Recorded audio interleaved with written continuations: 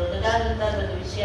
ಅದನ್ನ ಸ್ವಲ್ಪ ಸಮಯದಲ್ಲಿ ಹೇಳಬೇಕು ಅಂತ ಅನ್ಕೊಂಡಿದ್ದೀನಿ. ರಾಮಾನುಜಾಚಾರ್ಯ ರಚಿಸಿರೋದು ಗದ್ಯತ್ರೆ ಶರಣಾಗತಿ ಗದ್ಯ. ಇದನ್ನ 5 ಭಾಗದಲ್ಲಿ ಸ್ವಲ್ಪ ಕಾಲ ಲಿಮಿಟ್ ಆಗಿರೋದ್ರಿಂದ ಸ್ವಲ್ಪ ತಗೊಂಡಿದ್ದೀನಿ ವಿಷಯವನ್ನ. ಎಲ್ಲವನ್ನೂ ಹೇಳೋದು ಕಷ್ಟ. ಅದರಲ್ಲಿ ಮೊದಲದಾಗಿ ಶರಣಾಗತಿ ಅಂದ್ರೆ ಏನು, ಅದರ ಅರ್ಥ ಏನು, ಯಾರಲ್ಲಿ ಶರಣಾಗತಿ ಮಾಡಬೇಕು, ಹೇಗ್ ಮಾಡಬೇಕು, ನಮ್ಮ ಪ್ರಾರ್ಥನೆಯನ್ನ ಯಾರಿಗೆ ಮೊದಲು ಸಲ್ಲಿಸಬೇಕು ಅನ್ನೋದು ಮೊದಲನೇ ಅಂಶವಾಗಿ ತಗೊಂಡಿದ್ದೀನಿ. ಎರಡನೇದಾಗಿ ದ್ವೈಮಂತ್ರ ಅಂದ್ರೇನು, ಅದರ ಅರ್ಥಾನುಸಂಧಾನ ಅನುಷ್ಠಾನ ಹೇಗೆ.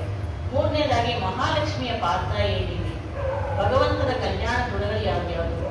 ನಾಲ್ಕನೇದಾಗಿ ಲೋಕಕ್ಕೆ ಪ್ರತಿಬಂಧಕವಾಗಿರುವ ಅಂದ್ರೆ ಪೂರ್ವಜನ್ಮಕ್ಕೆ ಅನುಸಾರವಾಗಿ ಪ್ರಾರಬ್ಧ ಕರ್ಮವನ್ನು ಅನುಸರಿಸ್ಕೊಂಡು ಬರ್ತಾ ಇದ್ದೀವಿ ನಾವು. ಅಂತಹ ಅಪರಾಧಗಳಂತೂ ಸಹಸ್ರ ಮೂಟೆ ಆಗುತ್ತಿದೆ, ಅಪರಾಧ ಸಹಸ್ರ ಅಂತ. ಅದಕ್ಕೆಲ್ಲ ಕ್ಷಮಾಪಣೆಯನ್ನು ಹೇಗೆ ದೇವರನ್ನು ನಾವು ಯಾಚಿಸ್ಬೇಕು. ಯಾಕೆಂದ್ರೆ ಮನುಷ್ಯ ಜನ್ಮ ಕೊನೆ ಜನ್ಮ, ಇದನ್ನ ಮುಗಿಸ್ಕೊಂಡು ನಾವು ಮೋಕ್ಷಕ್ಕೆ ಹೋಗ್ಬೇಕು. ಈ ದೇಹಾವಸಾನದಲ್ಲೇ ನಾವು ಅವನಲ್ಲಿ ಕ್ಷಮಾಪಣೆಯನ್ನು ಕೇಳಿ ಮಾಡಿರೋ ಅಪರಾಧಗಳಿಗೆ ನಾವು ಮುಂದಕ್ಕೆ ಹೋಗ್ಬೇಕು. ಅದು ಹೇಗೆ ಅನ್ನೋದನ್ನ ರಾಮಾನುಜಾಚಾರ್ಯರು ಇಲ್ಲಿ ಬಹಳ ಚೆನ್ನಾಗಿ ಹೇಳಿದ್ದಾರೆ. ಹಾಗೂ ಭಗವಂತನ ಆಶ್ವಾಸನೆಯೊಂದಿಗೆ ಅವನೇನ್ ಹೇಳ್ದ, ರಾಮಾನುಜಾಚಾರ್ಯ ಸಂವಾದದಲ್ಲಿ, ಇದು ರಾಮಾನುಜಾಚಾರ್ಯಗೂ ಭಗವಂತನಿಗೂ ನಡೆದ ಸಂವಾದನೆಯಲ್ಲಿ ಭಗವಂತ ಏನ್ ಹೇಳ್ದ, ಕೇಳಿದಕ್ಕೆಲ್ಲ ಅವ್ರು ಏನ್ ಆನ್ಸರ್ ಹೇಳಿದ್ರು ಅನ್ನೋದು ಸಂವಾದದ ಮೂಲಕವಾಗಿ ಮುಗಿಸ್ಬೇಕು ಅಂತ ಇದ್ದೀನಿ. ನೋಡೋಣ, ಸಾಧ್ಯವಾದಷ್ಟು ಕವರ್ ಮಾಡೋದಕ್ಕೆ ನೋಡ್ತೀವಿ. ಈಗ ರಾಮಾನುಜಾಚಾರ್ಯ ವಿಷಯ ನಿಮ್ಗೆಲ್ಲರಿಗೂ ಸ್ವಲ್ಪ ಗೊತ್ತಾಗಿದೆ. ಯಾಕೆಂದ್ರೆ ಅವರು ಅನಂತ ಆದಿಶೇಷನ ಅಂಶದಿಂದ ಬಂದಿರ್ತಕ್ಕಂಥವರು. ರಾಮಾವತಾರದಲ್ಲಿ ಲಕ್ಷ್ಮಣನಾಗಿ, ಕೃಷ್ಣಾವತಾರದಲ್ಲಿ ಬಲರಾಮನಾಗಿ, ಈಗ ರಾಮಾನುಜಾಚಾರ್ಯನಾಗಿ ಅವತರಿಸಿದರು. ಆದ್ರಿಂದ ಅಂತಹ ಒಂದು ರಾಮಾನುಜಾಚಾರ್ಯರು ಬರೆದಿರ್ತಕ್ಕಂಥ 9 ಗ್ರಂಥಗಳಲ್ಲಿ ಶರಣಾಗತಿ ವಿಷಯದಲ್ಲಿ ಶರಣಾಗತಿ ವಿಷಯವನ್ನೇ ಜಾಸ್ತಿಯಾಗಿ ಹೇಳಿದ್ದಾರೆ. ಯಾಕೆಂದ್ರೆ ಈ ಮಿಕ್ಕ ಗ್ರಂಥಗಳಲ್ಲಿ ಭಕ್ತಿ ಮಾರ್ಗಕ್ಕೆ ಸ್ವಲ್ಪ ಪ್ರಾಶಸ್ತ್ಯವನ್ನು ಕೊಟ್ಟು ಶರಣಾಗತಿ ಎಲ್ಲೋ ಒಂದು ಕಡೆ ಸ್ವಲ್ಪ ಹೇಳಿದ್ದಾರೆ. ಇದರಲ್ಲಿ ಶರಣಾಗತಿಯನ್ನೇ ಮುಖ್ಯವಾಗಿಟ್ಕೊಂಡು ಅದಕ್ಕೆ ದ್ವೈಮಂತ್ರವನ್ನ ಹೇಳ್ದ. ಯಾಕೆಂದ್ರೆ ಮಂತ್ರಗಳಲ್ಲಿ 3 ರತ್ನ ಅಂತ ಹೇಳ್ತೀವಿ. ಒಂದು ಸ್ತೋತ್ರ ರತ್ನ, ಆಳಂದಾರ ಇನ್ನೊಂದು ನಾವು ವಿಷ್ಣು ಪುರಾಣ ಅನ್ನ ಪುರಾಣ ರತ್ನ ಅಂತ ಕರಿತೀವಿ. ಇನ್ನೊಂದು ಮಂತ್ರ ರತ್ನ, ದ್ವೈಮಂತ್ರ. ಈ 3 ರತ್ನಗಳಲ್ಲಿ ದ್ವೈಮಂತ್ರವನ್ನ ಹೇಗೆ ನಾವು ಅನುಸಂಧಾನ ಮಾಡಬೇಕು, ಅದೇ ಶರಣಾಗತಿಗೆ ಒಂದು ಇದು ಅಂತ ಹೇಳ್ತಾರೆ. ಅದನ್ನ ಎಲ್ಲಿ ಸ್ಟಾರ್ಟ್ ಮಾಡಿದ್ರು, ಹೇಗೆ ಸ್ಟಾರ್ಟ್ ಮಾಡಿದ್ರು, ಯಾವ ಉದ್ದೇಶದಿಂದ ಮಾಡಿದ್ರು ಅಂತ ತಿಳ್ಕೊಳ್ಳೋಣ. ಈಗ ಶರಣಾಗತಿ ಅಂತ ಹೇಳಿದ್ರೇನೆ ನಾವೇನ್ ಮಾಡ್ತೀವಿ, ಶರಣಾಗತಿ ಅನ್ನೋ ವಿಚಾರ ಎಲ್ಲಿ ಬರುತ್ತೆ ಅಂದ್ರೆ, ನಾವು ಯಾವಾಗ ನಮ್ಮ ಕೈಲಿ ಏನು ಮಾಡ್ಕೊಳ್ಳೋದಕ್ಕಾಗೋದೇ ಇಲ್ವೋ, ನಾವೆಲ್ಲ ಅಸಮರ್ಥರು, ನಾವು ಇದ್ರಲ್ಲಿ ನಮ್ಗೇನು ಶಕ್ತಿ ಆಗಿಲ್ಲ, ಯಾವ ವಿಚಾರದಲ್ಲೂ ನಾವು ನಮ್ಮನ್ನು ಕಾಪಾಡೋಕೆ ನಮಗೆ ಶಕ್ತಿ ಇಲ್ಲ ಅಂತ ತಿಳಿದಾಗ ನಾವು ಭಗವಂತನಲ್ಲಿ ಹೋಗಿ ಪ್ರಾರ್ಥನೆ ಮಾಡ್ತೀವಿ. ಆ ಪ್ರಾರ್ಥನೆಯೇ ಒಂದು ರೀತಿಯಲ್ಲಿ ಶರಣಾಗತಿ. ಇನ್ನೊಂದು ರೀತಿಯಲ್ಲಿ ಮೋಕ್ಷಕ್ಕಾಗಿಯೂ ಶರಣಾಗತಿ ಮಾಡ್ತಾರೆ. ಆ ಮೋಕ್ಷಕ್ಕಾಗಿ ಮಾಡೋದು ಭಕ್ತಿಯನ್ನ ನಾವೇ ಉತ್ಪತ್ತಿ ಮಾಡ್ಕೋಬೇಕು. ಈ ಶರಣಾಗತಿಗಳು 2 ವಿಧ ಇದೆ. ಈ ಗದ್ಯತ್ರಯಕ್ಕೆ ಶ್ರೀಭಾಷ್ಯವನ್ನ ಬರೆದವರು, ಭಾಷ್ಯವನ್ನ ಬರೆದವರು ವೇದಾಂತೇಶ್ವರರು. ಇವರು ಬರೀ ಗದ್ಯವನ್ನ ರಚನೆ ಮಾಡಿದ್ದಾರೆ ರಾಮಾನುಜಾಚಾರ್ಯ. ಅದಕ್ಕೆ ಭಾಷ್ಯವನ್ನ ಚೆನ್ನಾಗಿ ರಚಿಸಿರೋದು ವೇದಾಂತೇಶ್ವರರು. ಆದ್ರಿಂದ ಇಲ್ಲಿ ನಾವು ಏನು, ಈಗ ಉಪಾಯ ಮಾರ್ಗದ ಮೋಕ್ಷಕ್ಕೆ 2 ಮಾರ್ಗ ಇದೆ, ಭಕ್ತಿ ಮಾರ್ಗ, ಪ್ರಪತ್ತಿ. ಭಕ್ತಿ ಮಾಡೋದು ಎಲ್ರಿಗೂ ಕಷ್ಟ. ಹಿಂದಿನ ಕಾಲದಲ್ಲಿ ಸಾಧ್ಯವಾಗ್ತಾ ಇತ್ತೇನೋ ಅವರೆಲ್ಲ ಮಾಡಿದ್ದಾರೆ. ಈಗಿನ ಪ್ರಪಂಚದಲ್ಲಿ, ಈಗಿನ ಒಂದು ಕಾಲದಲ್ಲಿ ನಾವು ಭಕ್ತಿ ಮಾಡೋದು ಸಾಧ್ಯವೇ ಇಲ್ಲ. ಅವರೆಲ್ಲ ಭಕ್ತಿ ಮೂಲಕವಾಗಿ ಮೋಕ್ಷಕ್ಕೆ ಹೋಗ್ಬೇಕು ಅನ್ನೋ ಒಂದು ಉದ್ದೇಶದಿಂದ ಇಟ್ಕೊಂಡು, ಆದ್ರೆ ಭಕ್ತಿ ಮಾಡ್ಬೇಕಾದ್ರೂ ಶರಣಾಗತಿ ಮಾಡ್ಬೇಕು. ಯಾಕಂದ್ರೆ ಭಕ್ತಿ ಮಾಡುವಾಗಲೂ ಬೇಕಾದಷ್ಟು ವಿಘ್ನಗಳು, ತೊಂದರೆಗಳೆಲ್ಲ ಬರುತ್ತೆ. ಅದನ್ನೆಲ್ಲ ನಿವಾರಣೆ ಮಾಡೋದು ದೇವ್ರೆ. ಅದನ್ನ ಮಾಡಿ ನಾವು ಮುಂದಕ್ಕೆ ಹೋಗ್ಬೇಕು. ಆ ರೀತಿಯಾಗಿ ಭಕ್ತಿ ಮಾರ್ಗಕ್ಕೂ ಶರಣಾಗತಿ ಅವಶ್ಯಕವೇ. ಮೋಕ್ಷಕ್ಕೆ ಶರಣಾಗತಿ ಬೇಕೇ ಬೇಕು. ಆದ್ರೆ ಭಕ್ತಿ ಮಾರ್ಗವಾಗಿ ಹೋಗೋದ್ರಿಂದ ಕರ್ಮಯೋಗ ತಿಳ್ಕೋಬೇಕು, ಜ್ಞಾನಯೋಗ ತಿಳ್ಕೋಬೇಕು, ಭಕ್ತಿ ಯೋಗ ತಿಳ್ಕೋಬೇಕು, ಶಾಸ್ತ್ರಗಳನ್ನೆಲ್ಲ ಅಧ್ಯಯನ ಮಾಡಬೇಕು. ಒಂದು ನಿಮಿಷವೂ ಇಂದ್ರಿಯಗಳನ್ನೆಲ್ಲ ನಿಗ್ರಹ ಮಾಡಿಕೊಂಡಿರ್ಬೇಕು. ಒಂದು ನಿಮಿಷವೂ ನಾವು ಆ ಭಗವಂತನ ಧ್ಯಾನದಿಂದ ಬೇರೆ ಕಡೆ ಮನಸ್ಸನ್ನಾಗಲಿ ದೇಹವನ್ನಾಗಲಿ ಆ ಕಡೆ ಕೊಡಬಾರ್ದು.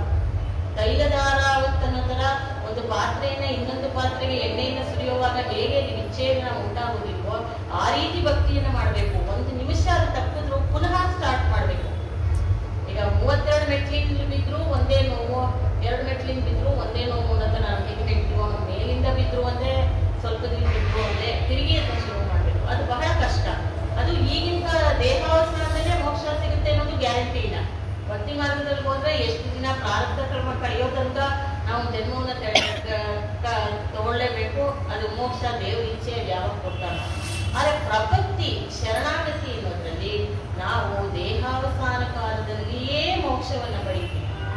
ಆದರೆ ದೇವರು ಅದಕ್ಕೆ ಬೇಕಾದಂತಹ ಲಘು ದಂಡನೆಯನ್ನ, ಯಾಕಂದ್ರೆ ಅಪರಾಧ ಮಾಡ್ತಾನೇ ಇರ್ತೀವಿ, ದಿನಾಗ್ಲೂ ನಾವು ಮಾಡ್ತಾನೆ ಇರ್ತೀವಿ. ಬೆಳಗ್ಗೆ ಎದ್ರೆ ರಾತ್ರಿ ತನಕ ಯಾರನ್ನಾರು ಬೈಯೋದು, ನಿಂದಿಸೋದು, ಅಥವಾ ಯಾವ್ದಾದ್ರು ಪ್ರಾಣಿ ಹಿಂಸೆ ಮಾಡೋದು, ಅಥವಾ ಯಾವ್ದಾದ್ರು ಶಾಸ್ತ್ರದಲ್ಲಿ ಹೇಳಿದ್ನೋ ಅದನ್ನ ಉಲ್ಲಂಘನೆ ಮಾಡೋದು ಎಲ್ಲ ಮಾಡ್ತಾನೆ ಇರ್ತೀವಿ. ನಮ್ಗೆ ತಿಳಿದೇನೋ ಮಾಡ್ತೀವಿ, ತಿಳಿದೇ ಮಾಡ್ತೀವಿ. ಅಂತದಕ್ಕೆಲ್ಲ ಅಪರಾಧಗಳು ಇದ್ದೇ ಇರುತ್ತೆ, ಅದನ್ನ ತಪ್ಪಿಸ್ಕೊಳಕ್ಕಾಗಲ್ಲ. ಆದ್ರೆ ಭಗವಂತನಲ್ಲಿ ಶರಣಾಗತಿ ಆಗ್ಬಿಟ್ರೆ ಅವನು ತನ್ನ ಮಗು ಅಂತ ನೆನೆಸಿ ಲಘುದಂಡನೆಯನ್ನ ಕೊಟ್ಟು ನಮಗೆ ದೇಹಾವಸಾನದಲ್ಲಿ ಮೋಕ್ಷವನ್ನ ಕೊಡ್ತಾನೆ ಅನ್ನೋದು. ಆದ್ರೆ ಶರಣಾಗತಿಗೆ ಮುಖ್ಯವಾಗಿ ಇದು ಸುಲಭ, ಮಾಡೋದು ಸುಲಭ. ಹೋಗಿ ದೇವರಲ್ಲಿ ಹೋಗಿ ಒಂದ್ಸಲ ನನ್ನ ಕಾಪಾಡಪ್ಪ, ನನ್ನ ರಕ್ಷಿಸಪ್ಪ, ನೀನ್ ಬಿಟ್ರೆ ಗತಿ ಇಲ್ಲ ಅಂತ ಹೇಳಿ, ಅಥವಾ ಆಚಾರ್ಯರ ಮೂಲಕ ಹೋಗಿ ಪಂಚಾಂಗ ನ್ಯಾಸ ಪಂಚಾಂಗ ಅಂತ ಹೇಳಿ ಆತ್ಮಿಕ ಸಮರ್ಪಣೆ ಮಾಡಿ ಬಂದ್ಬಿಡ್ಬೋದು. ಆದ್ರೆ ಆಮೇಲೆ ಮಾಡ್ತಕ್ಕಂತಹ ಒಂದು ಕೆಲಸ ಬಹಳ ಕಷ್ಟ. ಯಾಕೆಂದ್ರೆ ಮಹಾವಿಶ್ವಾಸ ಬರಬೇಕು. ಶರಣಾಗತಿಯಲ್ಲಿ ಮುಖ್ಯವಾದದ್ದೇ ಮಹಾವಿಶ್ವಾಸ. ಆ ವಿಶ್ವಾಸವೇ ಆ ದೇವರ ಹಿಂದೆ ಹೋದ್ರೆ ನಾವು ಪ್ರಪತ್ತಿ ಮಾಡೀನಿ ಅಂತ ಪ್ರಯೋಜನ. ಆ ಪ್ರಪತ್ತಿ ಅದು ಬಹಳ ಕಷ್ಟ, ಯಾಕೆಂದ್ರೆ ಬರೋದೇ ಕಷ್ಟ. ಮನುಷ್ಯರಲ್ಲಿ ಮಹಾವಿಶ್ವಾಸ ಬರೋದೇ ಕಷ್ಟ, ಭಗವಂತನಲ್ಲಿ ಅದು ಬರೋದು ಇದಾಗಿದೆ. ಆದ್ರಿಂದ ಈ ರೀತಿಯಾಗಿ ಅಂತಹ ಈ ಒಂದು ವಿಚಾರವನ್ನು ತಿಳಿಸೋದಕ್ಕಾಗಿ ಭಗವಂತ ರಾಮಾನುಜಾಚಾರ್ಯರನ್ನ ಕಳಿಸ್ತಾರೆ. ಯಾಕೆಂದ್ರೆ ಅವನು ನೋಡ್ದ, ಆಳ್ವಾರ್ಗಳು ಬಂದ್ರು, ಎಲ್ಲ ಭಕ್ತಿನಲ್ಲಿ ಅವರೇ ಮುಳುಗೋದ್ರು, ಆಚಾರ್ಯರುಗಳು ಬಂದ್ರು, ಅದು ಸರಿ ಹೋಗ್ಲಿಲ್ಲ ಅವ್ರಿಗೆ. ಕೊನೆಯಲ್ಲಿ ರಾಮಾನುಜಾಚಾರ್ಯ ಸರಿ ಎಂಬುದಾಗಿ ಆದಿಶೇಷನನ್ನೇ ಕಳಿಸಿದ್ರು ಅವರು. ಆದಿಶೇಷ ಬಂದಾಗ ಅವರು ಈ ಜಾಗದಲ್ಲಿ ಪರಮಹಂಸ ಪರಿವ್ರಾಜಕರಾಗಿ ಆಚಾರ್ಯರುಗಳಲ್ಲೇ ಅವರು ಅಂಗಪ್ರಾಯರಾದರು. ಹೇಗೆ ನಮ್ಮಾಳ್ವಾರಿಗೆ ಆಳ್ವಾರುಗಳಲ್ಲಿ ನಮ್ಮಾಳ್ವಾರ್ ಸ್ವಲ್ಪ ಲೇಟಾಗಿ ಬಂದ್ರು, ಆದ್ರೆ ಅವರನ್ನೇ ನಾವು ಬಹಳ ಪ್ರಸಿದ್ಧಿಯಿಂದ ಇಟ್ಕೊಂಡಿದ್ದೀವೋ ಹೇಗೆ, ಆ ರೀತಿ ಆಚಾರ್ಯರುಗಳಲ್ಲಿ ರಾಮಾನುಜಾಚಾರ್ಯರು ಅಂಗಪ್ರಾಯರಾಗಿ ಇದ್ದಾರೆ. ಅವರು ನಮ್ಮಾಳ್ವಾರ್ ಪಾದಸ್ಥಾನೀಯರು. ಇವರು ನೋಡಿದ್ರು ಚೇತನರೆಲ್ಲ ಈ ರೀತಿ ಕಾಲದಲ್ಲಿ ಕಂಗಾಲಾಗ್ತಾ ಇರೋದು ನೋಡಿದ್ರು. ಏನಾದ್ರು ಒಂದು ಮಾರ್ಗವನ್ನು ನಾವು ಹುಡುಕ್ಬೇಕು ಅಂತ ಇದ್ದಾಗ ಅವರು ಆದಿಶೇಷ ಮೇಲೆ ನಿಮ್ಗೆಲ್ಲ ಗೊತ್ತು, ಲಕ್ಷ್ಮೀನಾರಾಯಣರ ಪಕ್ಕನೇ ಇರೋರು. ಅವರು ಸರ್ವದಾ ಸದಾಕಾಲವೂ ಸರ್ವವಿಧವಾಗ್ಲೂ ಲಕ್ಷ್ಮೀನಾರಾಯಣರನ್ನು ನೋಡ್ತಾನೆ ಇರ್ತಾರೆ, ಅವ್ರ ವಿಷಯಗಳನ್ನ ಕೇಳ್ತಾನೆ ಇರ್ತಾರೆ, ಅವ್ರ ಜೊತೆ ಇರ್ತಾರೆ.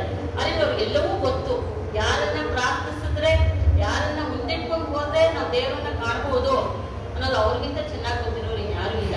ಅದರಿಂದ ಅವ್ರೇನ್ ಮಾಡಿದ್ರು, ಚೇತನರನ್ನೆಲ್ಲ ಉಜ್ಜೀರ್ಣಗೊಳಿಸ್ಬೇಕು, ಎಲ್ಲರೂ ಕೂಡ ಚೆನ್ನಾಗಿರ್ಬೇಕು, ಮೋಕ್ಷಕ್ಕೆ ಹೋಗ್ಬೇಕು, ಅವರು ಸಂಸಾರದಲ್ಲಿ ಮತ್ತೆ ತೊಳಲಬಾರದು, ಜನ್ಮವನ್ನು ತಗೋಬಾರದು ಅನ್ನೋ ಉದ್ದೇಶದಿಂದ ಅವ್ರು ಏನ್ ಮಾಡಿದ್ರು ಅಂತ ಹೇಳಿದ್ರೆ, ಸಮಯ ಕಾಯ್ತಾ ಪಂಗುನಿ ಉತ್ತರ ದಿನ ಅಂದ್ರೆ ಮೀನಮಾಸ ಅಂತ ಕನ್ನಡದಲ್ಲೇ ಇರ್ತೀವಿ, ಶ್ರೀರಂಗ ಕ್ಷೇತ್ರದಲ್ಲಿ, ಶ್ರೀರಂಗ ಅಷ್ಟಾಕ್ಷರ ಮಂತ್ರಕ್ಕೆ ಹೆಸರುವಾಸಿಯಾಗಿದೆ, ಕಾಂಚೀಪುರ ದ್ವಯಮಂತ್ರಕ್ಕೆ, ತಿರುಪತಿ ಚರ್ಮ ಶ್ಲೋಕ, ಈ ರೀತಿ ರಹಸ್ಯತ್ರಯ ಮಂತ್ರವು ಕೂಡ 3 ಮಂತ್ರವು ಒಂದೊಂದು ದಿವ್ಯ ಕ್ಷೇತ್ರದಲ್ಲಿ ನಾವನ್ನ ಅನುಷ್ಠಾನ ಮಾಡ್ತೀವಿ. ಆಗಿರುವಾಗ ಶ್ರೀರಂಗದಲ್ಲಿ ಒಂದೇ ಒಂದು ದಿನ ಪಂಗುನಿ ಉತ್ತರ ತಾಯಿಯೊಳಗೆ ಹುಟ್ಟಿದಪ್ಪ ತಿರುನಕ್ಷತ್ರ. ಆ ಒಂದು ದಿನ ದೇವರು ತಾಯಿಯನ್ನ ಅಭಿನಂದಿಸಲು ಅಲ್ಲಿಗೆ ಹೋಗ್ತಾರೆ. ಯಾಕಂದ್ರೆ ಅವಳು ಪಡಿದಾಟಾದ ಕೊಂಡಾಟಿ ಅಂತ ಹೇಳ್ತೀವಿ, ಅವಳು ಹೊಸಲು ದಾಟಿ ಈಚೆನೆ ಬರಲ್ಲ, ರಂಗನಾಯಕಿ ತಾಯಿಯಾರು, ಅವಳು ಅವ್ರ ಮನೇಲೇ ಇರ್ಬೇಕು. ದೇವರೇ ಅವಳನ್ನ ನೋಡ್ಬೇಕು ಅಂದ್ರೆ ಹೋಗ್ತಾರೆ, ಅವಳು ಈಚೆ ಬರಲ್ಲ. ಆ ರೀತಿ ಇದ್ದಾಗ ಏಕಸಿಂಹಾಸನದಲ್ಲಿ ಇಬ್ರು ಕೂಡ ಕೂತ್ಕೊಂಡು ಆ ಒಂದು ದಿನ ಉತ್ತರ ಪಂಗುನಿ ನಕ್ಷತ್ರದಲ್ಲಿ ಹೋಗಿ, ಪಂಗುನಿ ಮಾಸ ಉತ್ತರ ನಕ್ಷತ್ರದಲ್ಲಿ ಹೋಗ್ತಾರೆ ರಾಮಾನುಜಾಚಾರ್ಯರು. ಇಂತಹ ಸಂದರ್ಭ ಬಿಟ್ರೆ ನನಗೆ ಶರಣಾಗತಿ ಮಾಡೋಕೆ ಯಾವುದು ಇಲ್ವೇ ಇಲ್ಲ, ಯಾವ ದಿನವೂ ಇಲ್ಲ, ಇದು ಶುಭ ದಿನ ಅಂತ ತಿಳ್ಕೊಂಡು ಹೋಗಿ ಆ ದೇವರು ಹಾಗೆ ತಾಯಿಯರಲ್ಲಿ ನಿಂತ್ಕೊಂಡು ಪ್ರಾರ್ಥನೆ ಮಾಡಕ್ ಹೋಗ್ತಾರೆ. ಆದ್ರೆ ಅವರು ಮೊದಲು ತಾಯಿಯನ್ನ ಪ್ರಾರ್ಥಿಸ್ತಾರೆ. ಲೌಕಿಕವಾಗೇ ನೋಡಿದ್ರೆ ಮಕ್ಕಳು ತಂದೆ ಹತ್ರ ಕೇಳೋದ್ರಿಂದ ಮೊದಲು ತಾಯಿ ಹತ್ರ ಕೇಳ್ಬಿಟ್ಟು ಪರ್ಮಿಷನ್ ತಗೊಂಡು, ಅಥವಾ ನೀನೇ ಹೋಗಿ ಕೇಳಮ್ಮ, ನಂಗೆ ಅಪ್ಪನ ಕೇಳೋ ಭಯ, ಅಥವಾ ಅಪ್ಪನ ಟೈಮ್ ಇಲ್ಲಮ್ಮ, ನಂಗೆ ಇಸ್ಕೊಡಮ್ಮ, ಏನಾದ್ರು ಒಂದು ಮಕ್ಕಳು ಹೇಳ್ತಾರೆ ಲೌಕಿಕವಾಗಿ. ಅದೇ ರೀತಿಯಾಗಿ ನಾವು ತಾಯಿಯನ್ನ ಪ್ರಾರ್ಥಿಸಿದ್ರೆ ಅವಳು ವಾತ್ಸಲ್ಯ ರೂಪೆಯವಳು, ಕರುಣಾಶಾಲಿಯವಳು. ಅವಳು ಹೋಗಿ ದೇವರ ಹತ್ರ ಹೋಗಿ ನಮ್ಮ ಪ್ರಾರ್ಥನೆಯನ್ನ, ನಮ್ಮ ಇದನ್ನ ಅವಳು ನೆರವೇರಿಸ್ತಾಳೆ ಎನ್ನುವ ಉದ್ದೇಶದಿಂದ ರಾಮಾನುಜಾಚಾರ್ಯ ಗದ್ಯತ್ರಯವನ್ನ ರಚಿಸ್ತಾರೆ, ಶರಣಾಗತಿ ಭಾವನೆಯನ್ನ. ಇಲ್ಲಿ ಮುಖ್ಯವಾಗಿ ಶರಣಾಗತಿ ಅಂದ್ರೆ ಉಪಾಯ. ಯಾವುದಕ್ಕೆ ಭಗವಂತನನ್ನ ಹೊಂದಲು ಉಪಾಯವಾಗುತ್ತೋ, ಮೋಕ್ಷವನ್ನ ಪಡೆಯೋದಕ್ಕೆ ಇದು ಉಪಾಯ. ಶರಣಾಗತಿಯಿಂದ ಮೋಕ್ಷ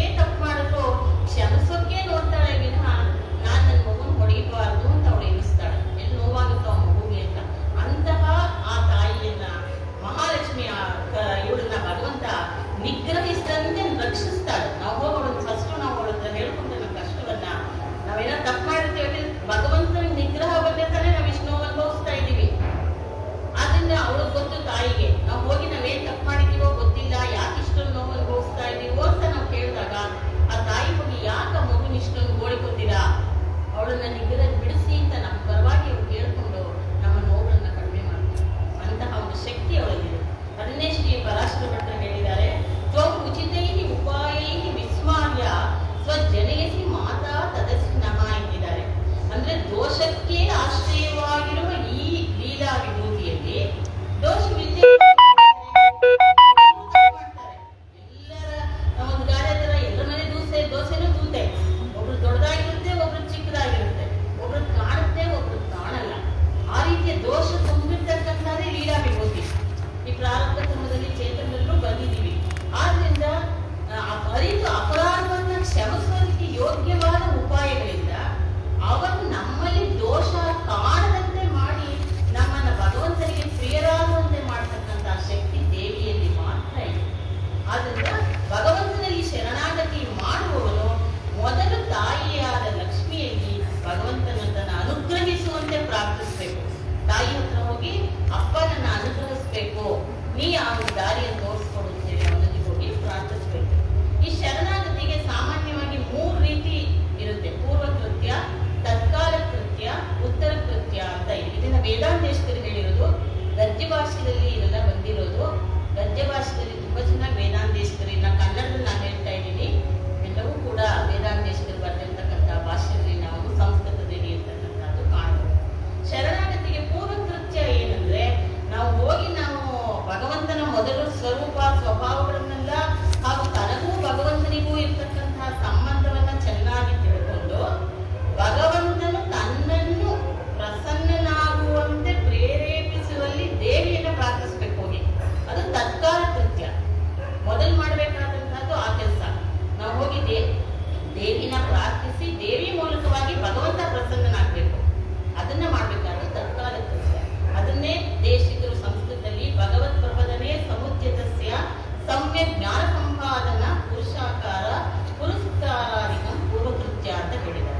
ನೆಕ್ಸ್ಟ್ ತತ್ಕಾಲ ಕೃತ್ಯ ಅಂದ್ರೆ ಷಡಾಂಗಯುಕ್ತನಾಗಿ ತನ್ನನ್ನು ತನ್ನ ರಕ್ಷಣೆಯ ಭಾರವನ್ನು ಭಗವಂತನಲ್ಲಿ ಅರ್ಪಿಸ್ಕೊಡ್ಬೇಕು. ನಾವು ಹೋದ್ಮೇಲೆ ಶರಣಾಗತರಾದ್ಮೇಲೆ ಷಡಾಂಗಯುಕ್ತವಾಗಿ ನಮ್ಮನ್ನು ನಾವು ಅವನಲ್ಲಿ ಸಮರ್ಪಿಸ್ಕೊಡ್ಬೇಕು, ನಮ್ಮ ಆತ್ಮವನ್ನ. ಯಾಕೆಂದ್ರೆ ಇದು ನಮ್ದು ಆತ್ಮ ಸ್ವಂತದಲ್ಲ, ನಮ್ ಸ್ವತ್ತಲ್ಲ, ಇದು ಅವನದದು. ಅವನ ವಸ್ತುನ ಅವನಿಗೆ ಸಮರ್ಪಿಸ್ಬೇಕು. ಅದು ತತ್ಕಾಲ ಕೃತ್ಯ. ಸಾಂಗಸ್ಯ ರಕ್ಷಾಭರಣ ಸಮರ್ಪಣಂ ಅಂತ ಹೇಳಿದ್ದಾರೆ. ಶರಣಾಗತಿ ಮಾಡಿದ್ಮೇಲೆ ತನ್ನ ನಿಷ್ಠೆಗೆ ಅನುಗುಣವಾಗಿ ತನ್ನ ಶಕ್ತಿ ಸಾಮರ್ಥ್ಯಗಳಿಗೆ ಉಚಿತವಾಗಿ ಭಗವಂತನಲ್ಲಿ ಅವನು ಮಾಡತಕ್ಕಂತಹ ಕೈಂಕರ್ಯ, ಅದು ಉತ್ತರ ಕೃತ್ಯ. ಶರಣಾಗತಿ ಆಯ್ತು ಅಂತ ಸುಮ್ಮನೆ ಇರಬಾರ್ದು. ನಮ್ಮ ಯೋಗ್ಯತೆಗೆ ತಕ್ಕಂತೆ ನಮ್ಮ ಕೈಲಾದಷ್ಟು ಅವನ ಕೈಂಕರ್ಯವನ್ನ ಮಾಡಬೇಕು. ಅದು ಉತ್ತರ ಕೃತ್ಯ ಅಂತ. ಅದನ್ನು ಕೂಡ ದೇಶದ ಸಂಸ್ಕೃತದಲ್ಲಿ ಸ್ವನಿಷ್ಠಾನುಸಂಧಾನ ಪೂರ್ವಕಂ ಸ್ವಾಧಿಕಾರೋಚಿತ ಕೈಂಕರ್ಯಾಧಿಕಂ ಅಂತ ಹೇಳಿದ್ದಾರೆ.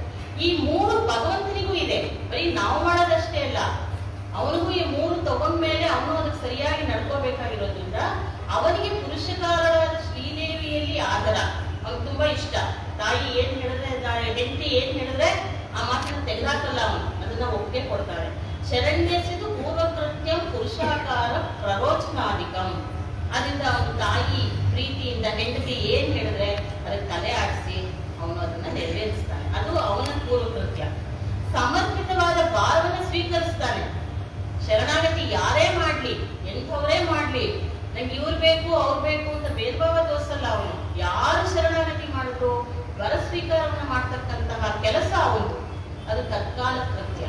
ಅದನ್ನ ತತ್ಕಾಲ ಕೃತ್ಯಂ ಸಮರ್ಪಿತ ಸರ್ವವರ ಸ್ವೀಕರಣ ಅಂತ ಹೇಳಿದ್ದಾರೆ. ಸ್ವಯಂ ಪ್ರಯೋಜನವಾದ ಭಕ್ತಿಯನ್ನ ಕೊಡೋದು. ಯಾಕೆಂದ್ರೆ ನಾವು ಶರಣಾಗತಿ ಅದನ್ನ ಭಕ್ತಿ ಎಲ್ಲಿಂದ ಬರುತ್ತೆ, ಅವನೇ ಕೊಡ್ಬೇಕು. ನಾವು ಮಾಡಿರೋ ಕರ್ಮವನ್ನ ಅವನೇ ಕಳಿಸಿ ಹೇಗಾರು ಮಾಡಿ ಅದನ್ನ ಕಡಿಮೆ ಮಾಡಿ ನಮಗೆ ಭಕ್ತಿ ಅವನಲ್ಲಿ ಉಂಟಾಗೋ ತರ ಮಾಡೋದು ಅವನೇ. ನಾವೇ ಮಾಡ್ತೀವಿ ಅಂತ ಹೇಳಕ್ಕಾಗಲ್ಲ. ಅದನ್ನ ಅಂತಹ ಶಕ್ತಿಯೂ ಅವನಲ್ಲಿದೆ. ಅದನ್ನ ಪರಿಪೂರ್ಣವಾದ ಕೈಂಕರ್ಯವನ್ನ ಕೊಡೋದು, ಅಂತಿಮ ಕಾಲದಲ್ಲಿ ಅವನ ಸ್ಮರಣೆಯನ್ನ ಕೊಡೋದು, ಇವೆಲ್ಲವೂ ಅವನ ಉತ್ತರ ಕೃತ್ಯ.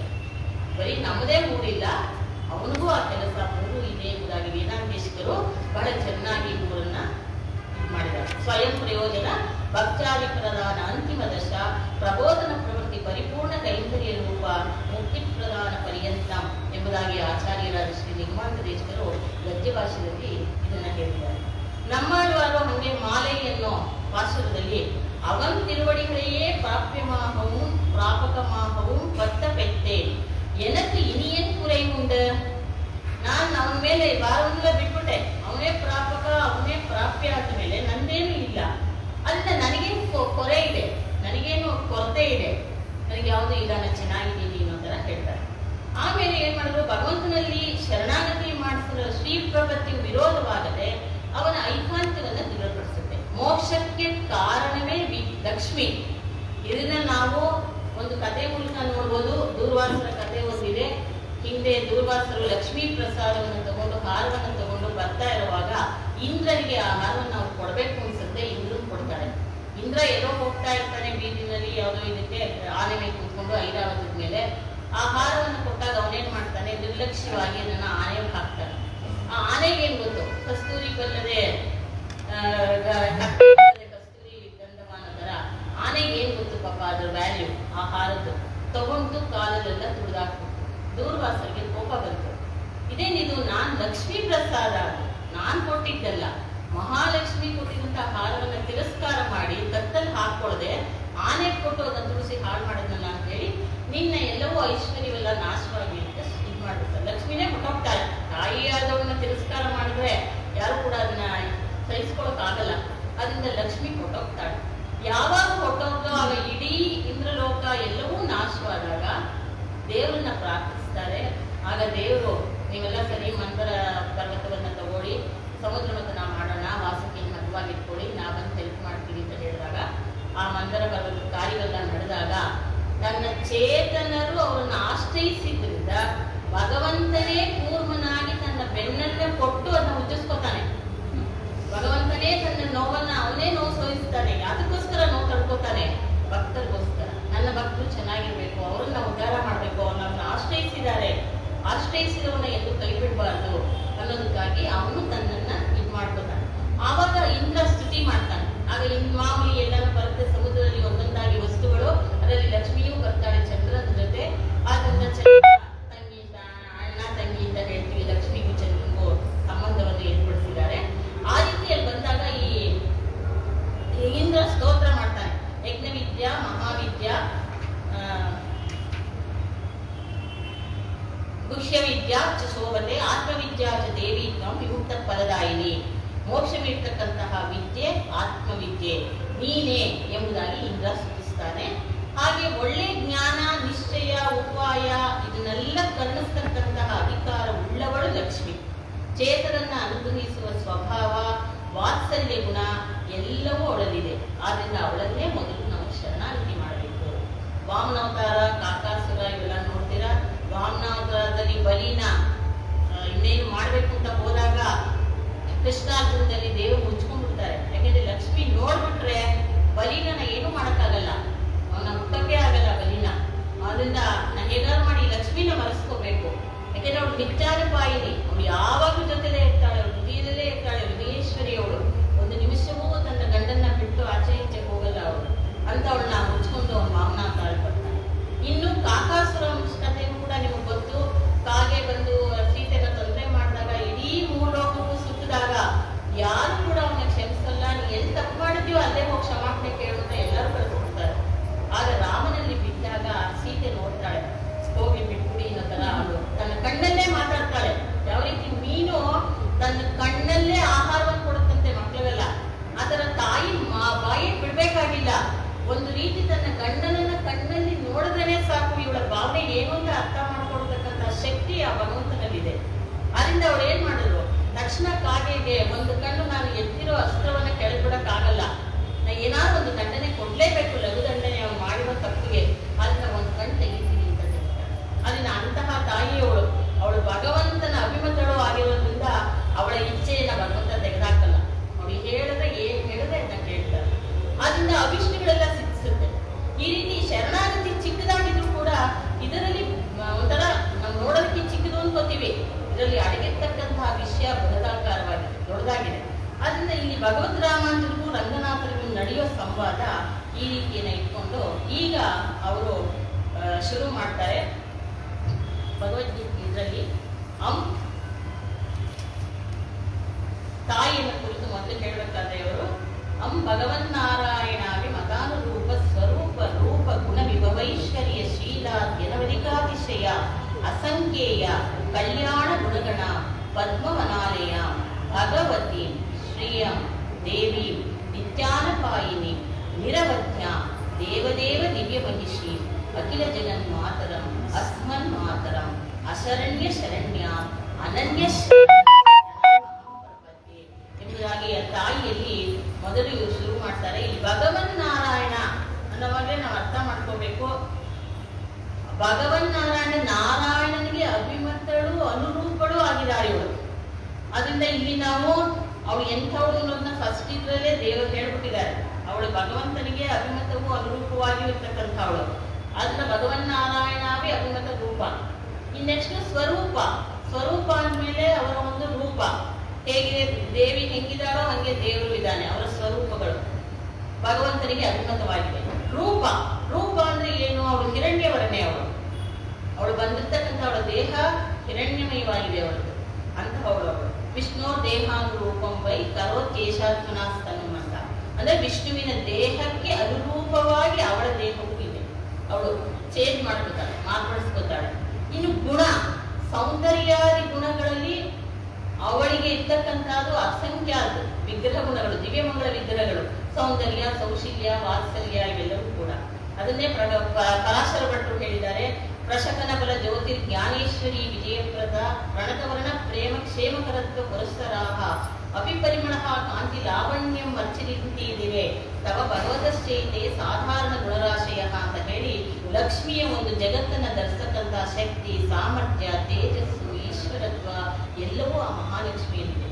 ಅವಳು ಆಶ್ರಿತರನ್ನ ರಕ್ಷಿಸುವ ಸಲುವಾಗಿಯೇ ಅವಳು ಅವರಲ್ಲಿ ಪ್ರೀತಿಯನ್ನು ತೋರಿಸ್ತಾಳೆ. ಇನ್ನು ಅನಿಷ್ಟಗಳನ್ನ ಹೋಗಲಾಡಿಸಿ ಅಭಿಷ್ಟಗಳನ್ನ ನೆರವೇರಿಸೋದು ದಿವ್ಯಾತ್ಮ ಸ್ವರೂಪ ಗುಣಗಳಾಗಿದೆ. ಸೌಗಂಧ್ಯ, ಲಾವಣ್ಯ, ಸೌಂದರ್ಯ, ಔದಾರ್ಯ, ವಾತ್ಸಲ್ಯ ಇವೆಲ್ಲ ಅವರ ದಿವ್ಯ ಮಂಗಳ ವಿಗ್ರಹದ ಗುಣಗಳು. ಇನ್ನು ವಿಭವ. ವಿಭವ ಅಂತ ತಗೊಂಡಾಗ ಏನಾಗುತ್ತೆ? ಪಣಿಪತಿ ಶಯ್ಯಾಸನಂ ವಾಹನ ಮಿತ್ಯಾದಿ ವಿಧಿ ಎಂಬಂತೆ ವಿಭೂತಿ ಅನ್ನೋದು ಎರಡಿದೆ. ಲೀಲಾ ವಿಭೂತಿ ಹಾಗೂ ನಿತ್ಯ ವಿಭೂತಿ ಅಂತ. ಆ ಎರಡರಲ್ಲೂ ಕೂಡ ಶ್ರೀದೇವಿಗೂ ಭಗವಂತನಿಗೂ ಸಮಾನವಾಗಿದೆ. ಅವ್ರು ಯಾವಿದ್ರಲ್ಲೂ ಒಬ್ರು ಆಗಲಿ ಇರೋದಿಲ್ಲ. ಇನ್ನು ಐಶ್ವರ್ಯ. ಐಶ್ವರ್ಯ ಅಂದ್ರೆ ಸಮಸ್ತ ಪದಾರ್ಥಗಳನ್ನು ನೀಡಿಸ್ತಕ್ಕಂಥ ಸಾಮರ್ಥ್ಯ ಅವಳಲ್ಲಿದೆ. ಐಶ್ವರ್ಯ ಅಂದ್ರೆ ನಾವು ನೋಡ್ತಕ್ಕಂಥ ಐಶ್ವರ್ಯವಲ್ಲ, ಎಲ್ಲಾ ಪದಾರ್ಥಗಳನ್ನು ನೀಗಿಸ್ತಕ್ಕಂಥ ಸಾಮರ್ಥ್ಯ. ಸರ್ವೈಶ್ವರ್ಯ ಗುಣೋಪೇತ ನಿತ್ಯಂ ತದ್ಧರ್ಮ ಧರ್ಮಿಣಿ ಅಂತ ಹೇಳಿದ್ದಾರೆ ಅದನ್ನ. ನೆಕ್ಸ್ಟ್ ಶೀಲಾದಿ. ಶೀಲ ಅಂದ್ರೆ ದೋಷಗಳನ್ನೇ ಮಾಡದೇ ಇರೋದು. ಶೀಲ ಅಂದ್ರೆ ಇಲ್ಲಿ ಪ್ರಕಾರವಾಗಿ ವೇದಾಂತ ದೇಶಿಕರ ಭಾಷೆಯ ಪ್ರಕಾರವಾಗಿ ಆದಿ ಅಂತಕ್ಕಂಥದ್ದು ಶೀಲಾದಿ ನವಾಗ ಆದಿ ಅಂದ್ರೆ ಮುಂತಾದವು.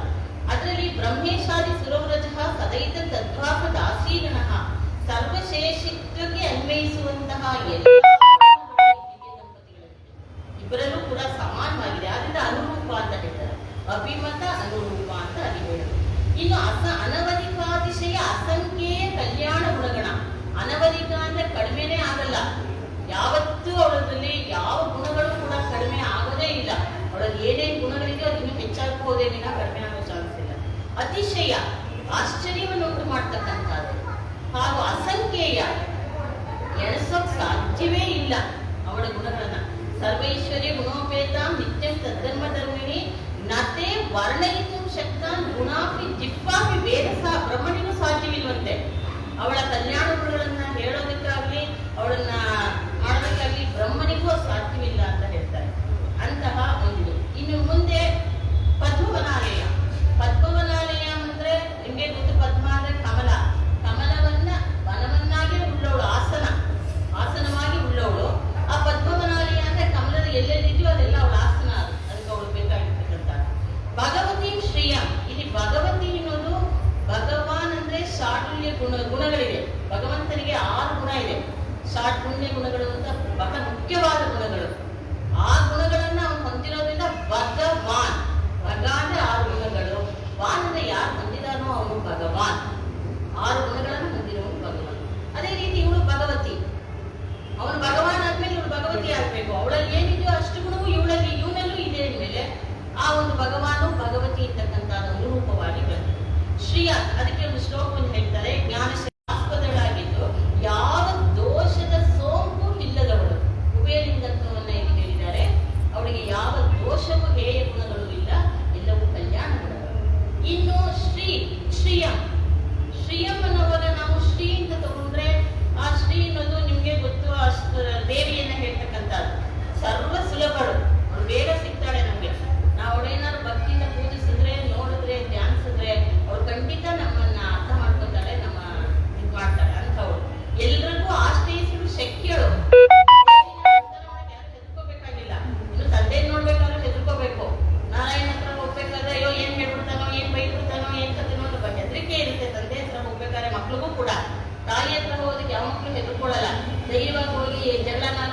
ಕೇಳೋರು ಹೇಳ್ತಾರೆ, ಇದು ಬೇಕು ಅಂತ ಹಠ ಮಾಡಿ ಇಸ್ಕೋತಾರೆ.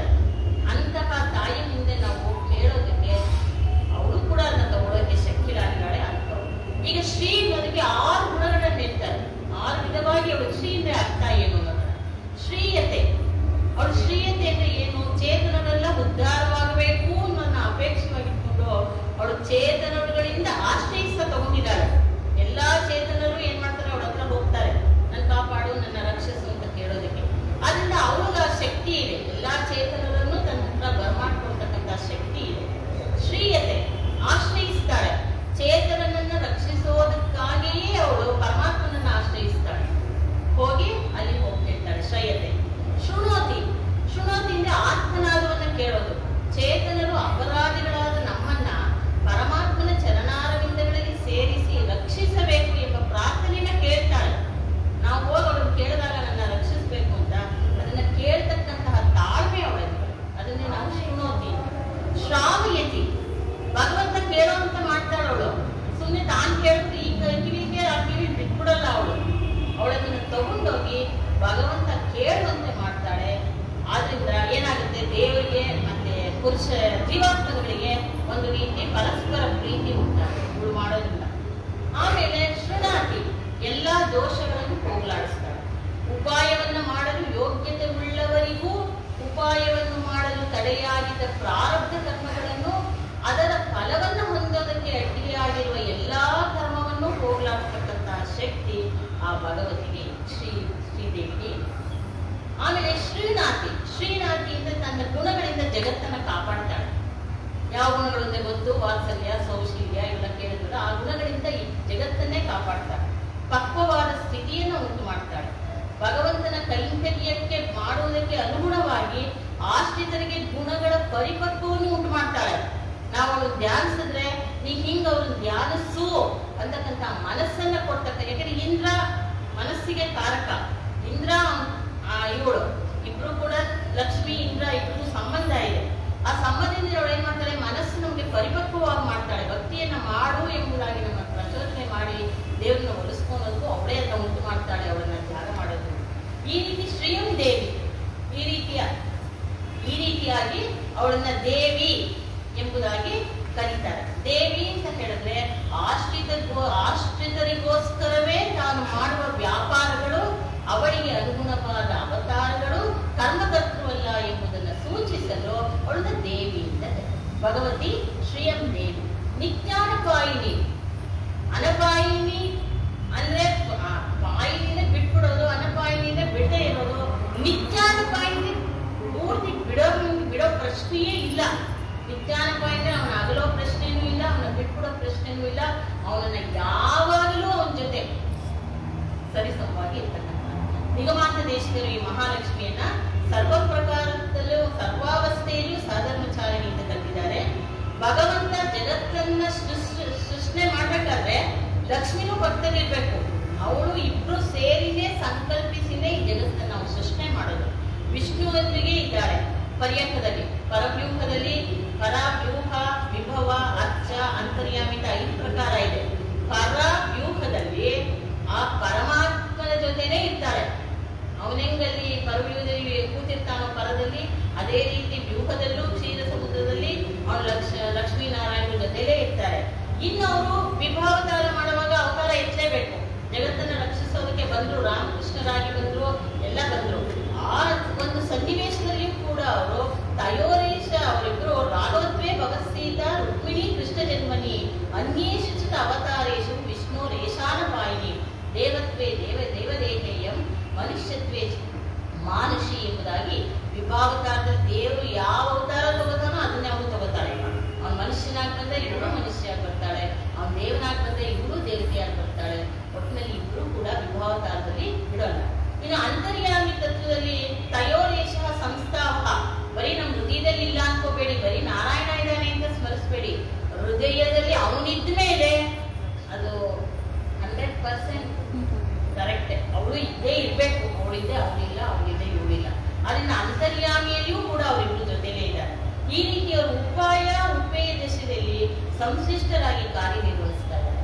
ಅರ್ಚಾವತಾರದಂತೂ ಕೇಳಲೇಬೇಡಿ, ಎಲ್ಲಾ ಕಡೆನೂ ತಾಯಿ ಇದ್ದೇ ಇದ್ದಾಳೆ. ತಾಯಿ ವಿಷ್ಣುವಿನ ಜೊತೆ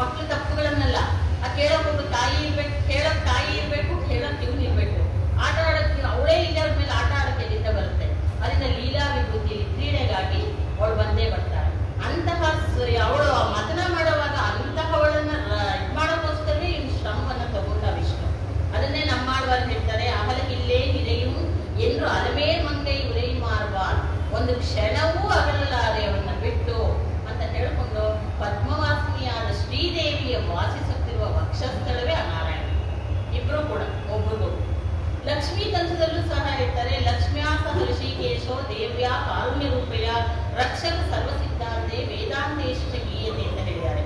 ಇನ್ನು ರಾಮಾಯಣದಲ್ಲಿ ರಾಮನನ್ನ ಸುತ್ತಿಸ್ತಾಳವಳು ಮಂಡೋದರಿ. ರಾವಣ ಸತ್ತೋದಾಗ ಹೇಳ್ತಾಳೆ, ತಮಸತ್ಪರಮೋಧಾತ ಶಂಖಚಕ್ರ ಗದಾಧರ ಶ್ರೀವತ್ಸ ವಕ್ಷ ನಿತ್ಯ ಶ್ರೀಗಿ. ಯಾವಾಗಲೂ ನೀನು ಶ್ರೀ ಜೊತೆ ನಿತ್ಯವಾಗಿಯೇ ಇರ್ತಕ್ಕಂಥವನು.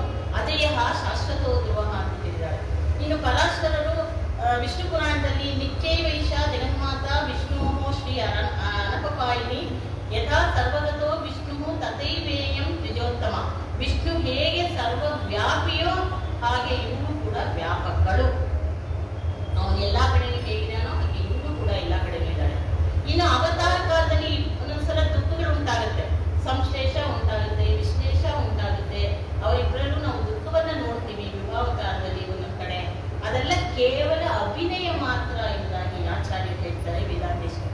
ಮಹಾವಿಭೂತೆ ಶಾರ್ದುಣ್ಯ ವಪುಷಃ ಪ್ರಭೋ ಮಮ ಸರ್ವಾತ್ಮಭೂತಸ್ಯ ನಿತ್ಯ ವೈಶಾನಪಾಯನಿಂದ ವಿಷ್ಣು ಪುರಾಣದಲ್ಲಿ ಪರಾಶರ ಹೇಳ್ತಾರೆ. ಇನ್ನು ಯತಿರಾಜ ಸಪ್ತತಿಯಲ್ಲಿ ಕೂಡ ಆಚಾರ್ಯರು ಸಹಧರ್ಮಚರೀಂ ಶೌರೇಹೇ ಸಮಂತ್ರಿತ ಜಗತ್ತಿತ ಅನುಗ್ರಹಮಯೀಂ ವಂದೇ ನಿತ್ಯಂ ಅಜ್ಞಾತ ನಿಗ್ರಹ. ವಿಷ್ಣುವಿನ ಧರ್ಮವನ್ನೇ ಅನುಸರಿಸತಕ್ಕಂಥವಳು, ಲೋಕದ ಹಿತವನ್ನ ಕುರಿತು ಅವನೊಡನೆ ಯಾವಾಗಲೂ ಸಮಾಲೋಚನೆ ಮಾಡಿ ನಡೆಸುವವಳು, ಕೇವಲ ಅನುಗ್ರಹವನ್ನೇ ನಮಗೆ ಮಾಡ್ತಾಳೆ ವಿನಃ ಅವಳು ಮನಸ್ಸಲ್ಲೂ ಕೂಡ ನಮ್ಮನ್ನ ನಿಗ್ರಹಿಸಬೇಕು ಅಂತ ಅವಳು ಅನ್ಕೊಳ್ಳೋದಿಲ್ಲ. ಅಂಥವಳು ಎಂಬುದಾಗಿ ಹೇಳಿದ್ದಾರೆ. ಈ ರೀತಿ ಮಹಾಲಕ್ಷ್ಮಿಯನ್ನ ನಮಸ್ತೀವಿ ಅಂತ ಆಚಾರ್ಯರು ರಾಮಾನುಜಾಚಾರ್ಯರು ಹೇಳ್ತಾ ಇದ್ದಾರೆ. ನಿರವಧ್ಯ. ನಿರವಧ್ಯ ಅಂದ್ರೇನು? ಭಗವನಿಂದ ವಿಮುಖಳಾಗದೆ ಅವನ ಅಭಿಪ್ರಾಯಕ್ಕೆ ವಿರುದ್ಧವಾದ ಅಭಿಪ್ರಾಯವನ್ನ ಹೊಂದೋದಿಲ್ಲ. ಇಬ್ರು ಒಬ್ರಿಗೊಬ್ರು ಅವನಿಂದ ವಿಮುಖಳಾಗದೆ, ಭಗವಂತನಿಂದಾನೂ ಅವನು ವಿಮುಖಳಾಗಲ್ಲ, ಅವನ ಮಾತನ್ನು ಎತ್ತಾಕಲ್ಲ. ಹಾಗಂತ ಹೇಳಿ ಇವಳು ಕೂಡ ತನ್ನ ಭಕ್ತರನ್ನ ಚೇತನಗೊಳಿಸದೆ ಬಿಡಲ್ಲ, ವಾದ ಮಾಡ್ತಾಳೆ, ತನ್ನ ಭಕ್ತರನ್ನ ಕಾಪಾಡ್ತಾಳೆ. ಅಂಥವಳು. ಸೊ ತ್ವಯ ಇಂದ್ರನು ಹೇಳ್ತಾನೆ, ಅದನ್ನೇ ಸ್ತುತಿ ಮಾಡುವಾಗ ಬಂದಾಗ ಸಮುದ್ರ ಮಧ್ಯದಲ್ಲಿ ಮೇಲೆ ಬಂದಾಗ, ತ್ವಯಾದೇವಿ ಪರಿತ್ಯಕ್ತಂ ಸಕಲಂ ಭುವನತ್ರಯಂ ವಿನಿಷ್ಟ ಪ್ರಾಯಂ. ಹೊಟ್ಟೋದ್ಮೇಲೆ ಎಲ್ಲ ನಾಶವಾಗೋಯ್ತು, ಪೂರ್ತಿ ಭುವನವೇ ನಾಶವಾಗೋಯ್ತು. ಮೂರು ಅಭವತ್ ಏಧಾನಿ ಸಮೈದಿತ. ನೀ ಬಂದೆ ನೋಡೋ, ನೀ ಬಂದ ತಕ್ಷಣ ಮೊದಲಿನಂತೆ ಎಲ್ಲವೂ ನಮಗೆ ಸಿಕ್ಕೊಡು ಎಂಬುದಾಗಿ ಪ್ರಾರ್ಥಿಸ್ತಾನೆ. ದೇವದೇವ ದಿವ್ಯಮಹಿಷಿ. ಅವಳು ಎಂಥವಳು? ದೇವದೇವ ದಿವ್ಯಮಹಿಷಿ ಇದೆ. 3,000,000 ದೇವತೆಗಳಿಗೂ ಅವಳು ದಿವ್ಯಮಹಿಷಿ. ಇನ್ನು ಭೂಮಿ ತಾಯರು ನೀಲಾದೇವಿ ಇಬ್ಬರು ಕೂಡ ಇವಳ ಸಹೋದರಿಯರು ಅನ್ನೋ ತರ ನೋಡ್ತಾ ಇಲ್ಲ. ಇವಳೇ ದೇವದೇವ ದಿವ್ಯಮಹಿಷಿ. ಇವಳು ಎಲ್ಲಾ ದೇವತೆಗಳಿಗೂ ಇವಳು ದಿವ್ಯಮಹಿಷಿಯಾಗಿರ್ತಕ್ಕಂಥವಳು.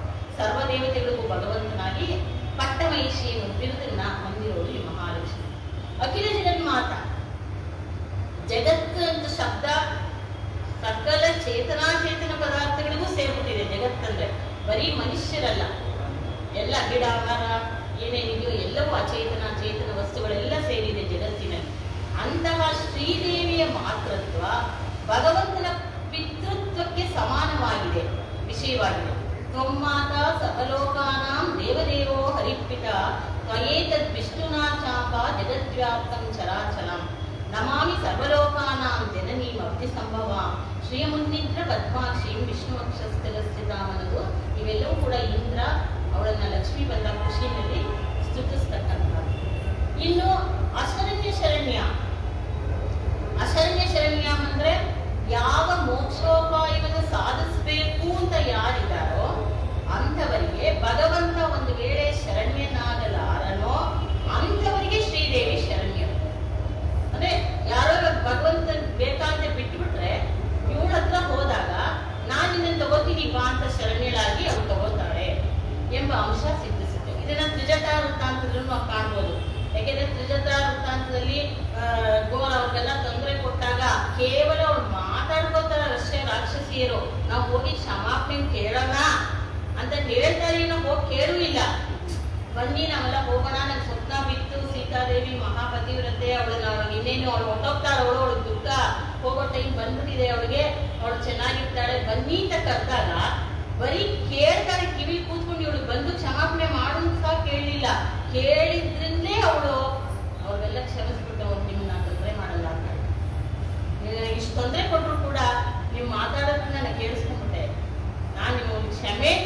ಬಂತಲ್ಲ ನಿಮ್ಮಲ್ಲಿ, ನಾವು ಕ್ಷಮೆ ಕೇಳೋಣ ಬಾ ಅಂತ ಹೇಳಿದ್ರಲ್ಲ, ಅದೇ ಸಾಕು, ನಾನು ನಿಮ್ಮನ್ನು ಕಾಪಾಡ್ತೀನಿ ಅಂತ ಅವಳು ಕಾಪಾಡ್ತಾಳೆ. ಅಂತಹ ಅವಳು ಇವಳು.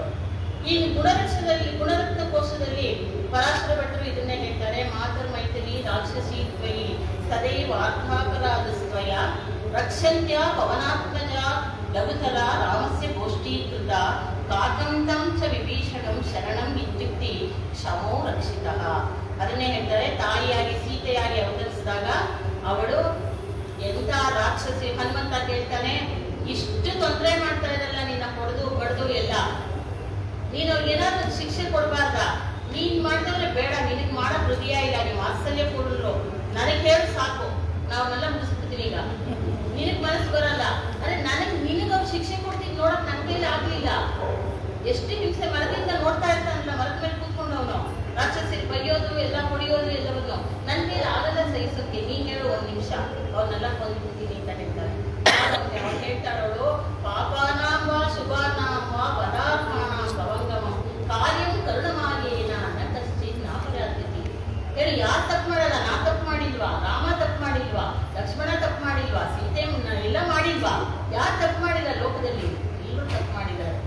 ಆದ್ರಿಂದ ಕ್ಷಮೆ ಅನ್ನೋದು ಒಂದು ಇದೆಯಲ್ಲ, ಆ ಅಸ್ತ್ರ, ಅದು ಕ್ಷಮಿಸ್ಬೇಕು. ಅದು ಒಳ್ಳೆ ಗುಣ. ಯಾರು ತಪ್ಪು ಮಾಡೋದು ಕೂಡ ಅವ್ರನ್ನ ಕ್ಷಮಿಸ್ತಕ್ಕಂಥ ಗುಣ ಒಳ್ಳೆಯದು. ಅದರಿಂದ ಬಿಟ್ಬಿಡು ಅವ್ರನ್ನ ಅಂತ ಹೇಳ್ತಾರೆ. ಅಭಯವನ್ನ ಹೇಳ್ತಾರೆ. ನಾನು ನಿಮ್ಮೆಲ್ಲರಿಗೂ ನಾ ಮೋಕ್ಷ ಕೊಡಿಸ್ತೀನಿ, ನಿಮ್ಮೆಲ್ಲರೂ ನಾ ಕಾಪಾಡ್ತೀನಿ, ಹೆದರ್ಕೋಬೇಡಿ, ನಿಮ್ಗೆ ತೊಂದರೆ ಆಗಲ್ಲ ಅಂತ ಅಭಯವನ್ನು ನೀಡ್ತಾರೆ. ಇನ್ನು ಅನನ್ಯ ಶರಣಂ ಅಹಂ ಪ್ರಪದ್ಯೆ, ಶರಣ್ಯದಲ್ಲದವರಿಗೆ ಶರಣ್ಯಳು. ಅಂತಹ ದೇವಿಯನ್ನು ನಾನು ಶರಣಾಗ್ತೀನಿ ಅಂತ ಹೇಳಿ ರಾಮಾಚಾರ್ಯರು ಅಶರಣ್ಯ ಶರಣ್ಯಂ ಅಹಂ ಪ್ರಪದ್ಯೆ ಅಂತ ಹೇಳಿ ಮೊದಲು ತಾಯಿಯನ್ನ ಹೋಗಿ. ಅದರಿಂದ ಇದಿಷ್ಟು ಕೂಡ ತಾಯಿಗೆ ವಿಶೇಷಣಗಳು. ಇವ್ರು ಹೋಗಿ ಹೇಳ್ತಕ್ಕಂಥ ಅಂಥ ತಾಯಿ, ಅವಳು ಬರೀ ತಾಯಿ ಅಲ್ಲ, ಅದನ್ನೆಲ್ಲ ಅವ್ರು ಹೇಳಿ ರಾಮಾಚಾರ್ಯರು ನಾನು ನಿನ್ನ ಮೊದಲು ನಮಸ್ಕಾರ ಮಾಡ್ತೀನಿ, ಆಮೇಲೆ ನನ್ನ ಕಷ್ಟ ಹೇಳ್ಕೊತೀನಿ, ಮೊದಲು ನಮಸ್ಕಾರ ಮಾಡ್ತೀನಿಲ್ಲ, ಮೊದಲು ನನ್ನ ಸ್ವೀಕರಿಸು ನನ್ನ ನಮಸ್ಕಾರವನ್ನ, ಆಮೇಲೆ ನನ್ನ ಕಷ್ಟ ಹೇಳ್ಕೊತೀನಿ ಹೇಳಿ ನೆಕ್ಸ್ಟ್ ಹೇಳ್ತಾರೆ. ಪಾರಮಾರ್ಥಿಕ ಭಗವತ್ ಚರಣಾರವಿಂದಗಳೇ ಕಾಂತಿಕಾಂತಿಕ ಪರಭಕ್ತಿ ಪರಜ್ಞಾನ ಪರಮಭಕ್ತಿಕೃತ ಪರಿಪೂರ್ಣಾನವರದ ನಿತ್ಯ ನಿಶ್ಚಲತ ಮಾನನ್ಯ ಪ್ರಯೋಜನಾನವಧಿಕಾತಿಶಯ ಪ್ರಿಯ ಭಗವದನುಭವ ಜನಿತಾನವಧಿಕಾತಿಶಯ ಪ್ರೀತಿಕಾರಿತ ಶೇಷಾವಸ್ತೋಚಿತ ಶೇಷ ಶೇಷಿತೈಕರತಿ ರೂಪ ನಿತ್ಯ ಕೈಂಕರ್ಯ ಪ್ರಾಪ್ತ್ಯಪೇಕ್ಷೆಯ ಪಾರಮಾರ್ಥಿಕಿ ಭಗವಚ್ಚರಣಾರವಿಂದ ಶರಣಾಗತಿಗೆ ಯಥಾವಸ್ಥಿತ ಅವಿರತ ಅಸ್ತು ಮೇ ಅಸ್ತುತೆ ತಯೈವ ಸರ್ವಂ ಸಂಪಸ್ಯತೆ. ಹೇಳ್ತಾರೆ ಇಲ್ಲಿ ಪ್ರಾರ್ಥಿಸಿದಾಗ ಇದನ್ನ ಪೂರ್ತಿ ಎಕ್ಸ್ಪ್ಲೈನ್ ಮಾಡೋಕ್ಕಾಗಲ್ಲ, ಮೀನಿಂಗ್ ಹೇಳ್ತೀನಿ. ಶೇಷತ್ವ ಒಂದರಲ್ಲೇ ರತಿ ಎಂಬ ಲಕ್ಷಣವುಳ್ಳದ್ದು ಆದ ನಿತ್ಯ ಕೈಂಕರ್ಯ ಪ್ರೇರಿತವಾಗಿದೆ. ಈ ನಿತ್ಯ ಕೈಂಕರ್ಯವನ್ನು ಹೊಂದುವ ಅಪೇಕ್ಷೆಯಿಂದ ಭಗವಂತನ ಚರಣಾರವಿಂದಗಳಲ್ಲಿ ಪಾರಮಾರ್ಥಿಕವಾಗಿಯೂ ಯಥಾವಸ್ಥಿತವಾಗಿಯೂ ಆದ ಶರಣಾಗತಿ ನನಗೆ ಲಭಿಸಲಿ. ಯಾಕೆಂದ್ರೆ ಭಕ್ತಿ ಮಾಡ್ಬೇಕಾದ್ರೂ ಶರಣಾಗತಿ ಬೇಕು ಅಂತ ಹೇಳಿದ್ನಲ್ಲ, ಅದರಿಂದ ಈ ಭಕ್ತಿ ನಿರಂತರವಾಗಿ ನಂಗೆ ಹೋಗ್ತಾ ಇರಬೇಕು, ಎಲ್ಲೂ ಅಡ್ಡಿ ಬರಬಾರ್ದು, ಯಾರಿಗೂ ತೊಂದರೆ ಬರಬಾರ್ದು. ಅದಕ್ಕೆ ನೀನು ನನಗೆ ಅನುಗ್ರಹ ಮಾಡು ಅಂತ ಹೇಳ್ತಾರೆ. ಅದಕ್ಕೆ ಅವ್ರು ಹೇಳ್ತಾರೆ, ತಾಯಿ ಅಸ್ತುತೆ ತಯೇಗ ಸರ್ವಂ ಸಂಪತ್ಸ್ಯತೆ ಅಂತ ಹೇಳ್ತಾರೆ. ಇನ್ನು ನೆಕ್ಸ್ಟ್ ಏನ್ ಮಾಡಿದ್ದಾರೆ ಅಂದ್ರೆ, ಇವಾಗ ಕೈ ಬಿದ್ದೆ ಇರೋದ್ರಿಂದ ನಾನು ಹಂಗಂಗೆ ಹೋಗ್ತಾ ಇದ್ದೀನಿ. ಇನ್ನು ದೇವ್ರ ಹತ್ರ ಹೋಗ್ತಾ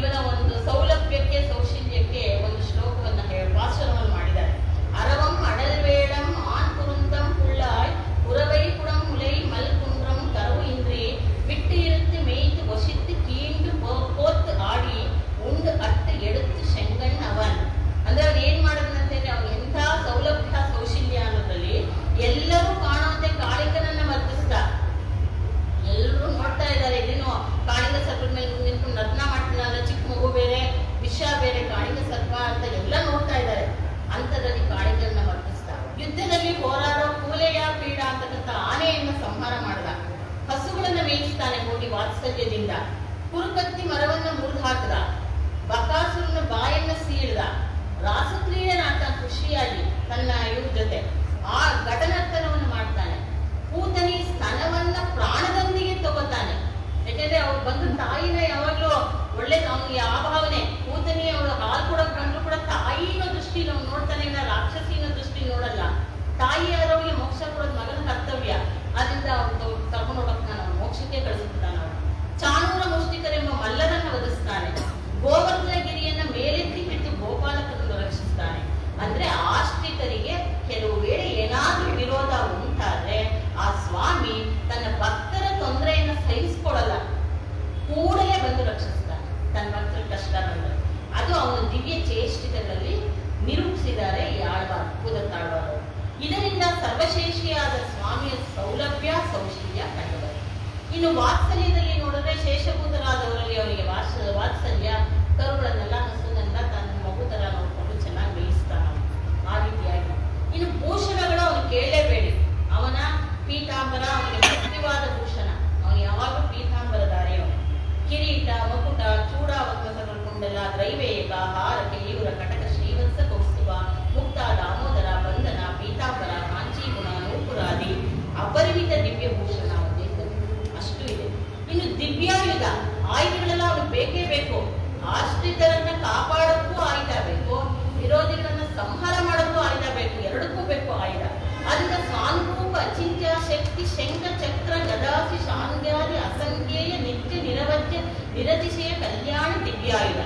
ಈ ಆಯುಧಗಳೆಲ್ಲ ಆಶ್ರಿತರ ರಕ್ಷಣೆಗೆ ಉಪಯುಕ್ತವಾಗಿದೆ. ಹಾಗೆ ಆಶ್ರಿತರ ವಿರೋಧಿಗಳನ್ನ ನಾಶಪಡಿಸಬೇಕಾದ್ರೆ ಅದನ್ನ ಅವನು ಆಗಾದಿಲ್ಲ. ಇದನ್ನೇ ನಾವು ವಿಶಿಷ್ಟಾದ್ವೈತದಲ್ಲಿ ತತ್ವ ಅಂತ ಬರುತ್ತೆ, 25 ತತ್ವ. ಅದನ್ನ ಒಂದೊಂದು ಆಯುಧವನ್ನು ಕೂಡ ಈ ರೀತಿಯಾಗಿ ಎಲ್ಲವನ್ನು ಡಿಸ್ಟ್ರಿಬ್ಯೂಟ್ ಮಾಡಿದ ಅಂತ ವಿಷ್ಣು ಪುರಾಣದಲ್ಲಿದೆ. ಇದನ್ನು ಜಾಸ್ತಿ ಹೇಳೋದಕ್ಕೆ ಟೈಮ್ ಇಲ್ಲ, ಮುಂದಕ್ಕೆ ಹೋಗಿ. ಆಮೇಲೆ ಅಲ್ಲೇನ್ ಮಾಡ್ತಾರೆ ಕೊನೆಯಲ್ಲಿ ಶ್ರೀವಲ್ಲಭ ಎಲ್ಲಾನು ಹೇಳ್ಬಿಟ್ಟಲ್ಲಿ ಏನ್ ಮಾಡ್ದ, ಶೀಲ ಜನವಧಿಕಾತಿಶಯ ಅಸಂಖ್ಯೇಯ ಕಲ್ಯಾಣ ಗುಣ ಶ್ರೀವಲ್ಲಭ ಏವಭೂತಿ ಭೂಮಿ ನೀಡ ನಾಯಕ ಅಲ್ಲ. ಅಲ್ಲಿ ಭೂಮಿ ನೀಡಾಗೆ ನಾಯಕ ಇವನು, ಆದ್ರೆ ಲಕ್ಷ್ಮಿಗೆ ಮಾತ್ರ ಶ್ರೀವಲ್ಲಭ. ಅದನ್ನ ಹೇಳ್ತಾರೆ ಇಲ್ಲಿ. ಪ್ರೀತಿ ಪಾತ್ರರಾದ ಶ್ರೀದೇವಿ ಏನನ್ನ ನಿವೇದಿಸ್ತಾಳೋ ಅದನ್ನ ಅವ್ನು ತಳ್ಳಿ ಹಾಕೋದೇ ಇಲ್ಲ. ಅವ್ರು ಏನ್ ಹೇಳಿದ್ರು ಸರಿ, ಎಲ್ಲಾದಕ್ಕೂ ತಲೆಯಲ್ಲಾಡ್ಸೋದು ಅರ್ಥ ಬರುತ್ತೆ. ಈ ರೀತಿಯ ಅಭಿಮತತ್ವವನ್ನ ರಾಮಾಯಣದಲ್ಲಿ ಕಾಣ್ತೀವಿ. ಸೀತೆಯನ್ನು ಬಿಟ್ಟು ನಾನಿರಲ್ಲ ಅಂತ ರಾಮ ಹೇಳ್ತಾನೆ, ಇಲ್ಲಿ ರಾಮನ್ ಬಿಟ್ಟು ನಾ ಇರಲ್ಲ ಅಂತ ಇಬ್ರು ಹೇಳ್ತಾರೆ.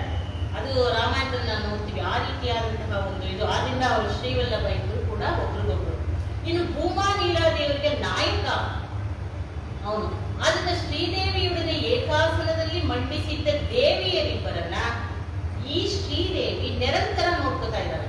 ಭೂದೇವಿ ನೀಲಾದೇವಿ ನೆರಳು ಶ್ರೀದೇವಿಗೆ ಆ ರೀತಿಯಾಗಿ ಕೂತಿದ್ದಾರೆ ಅವಳಿಗೂ ನೆರಳೋಪಾದಿಯಲ್ಲಿ.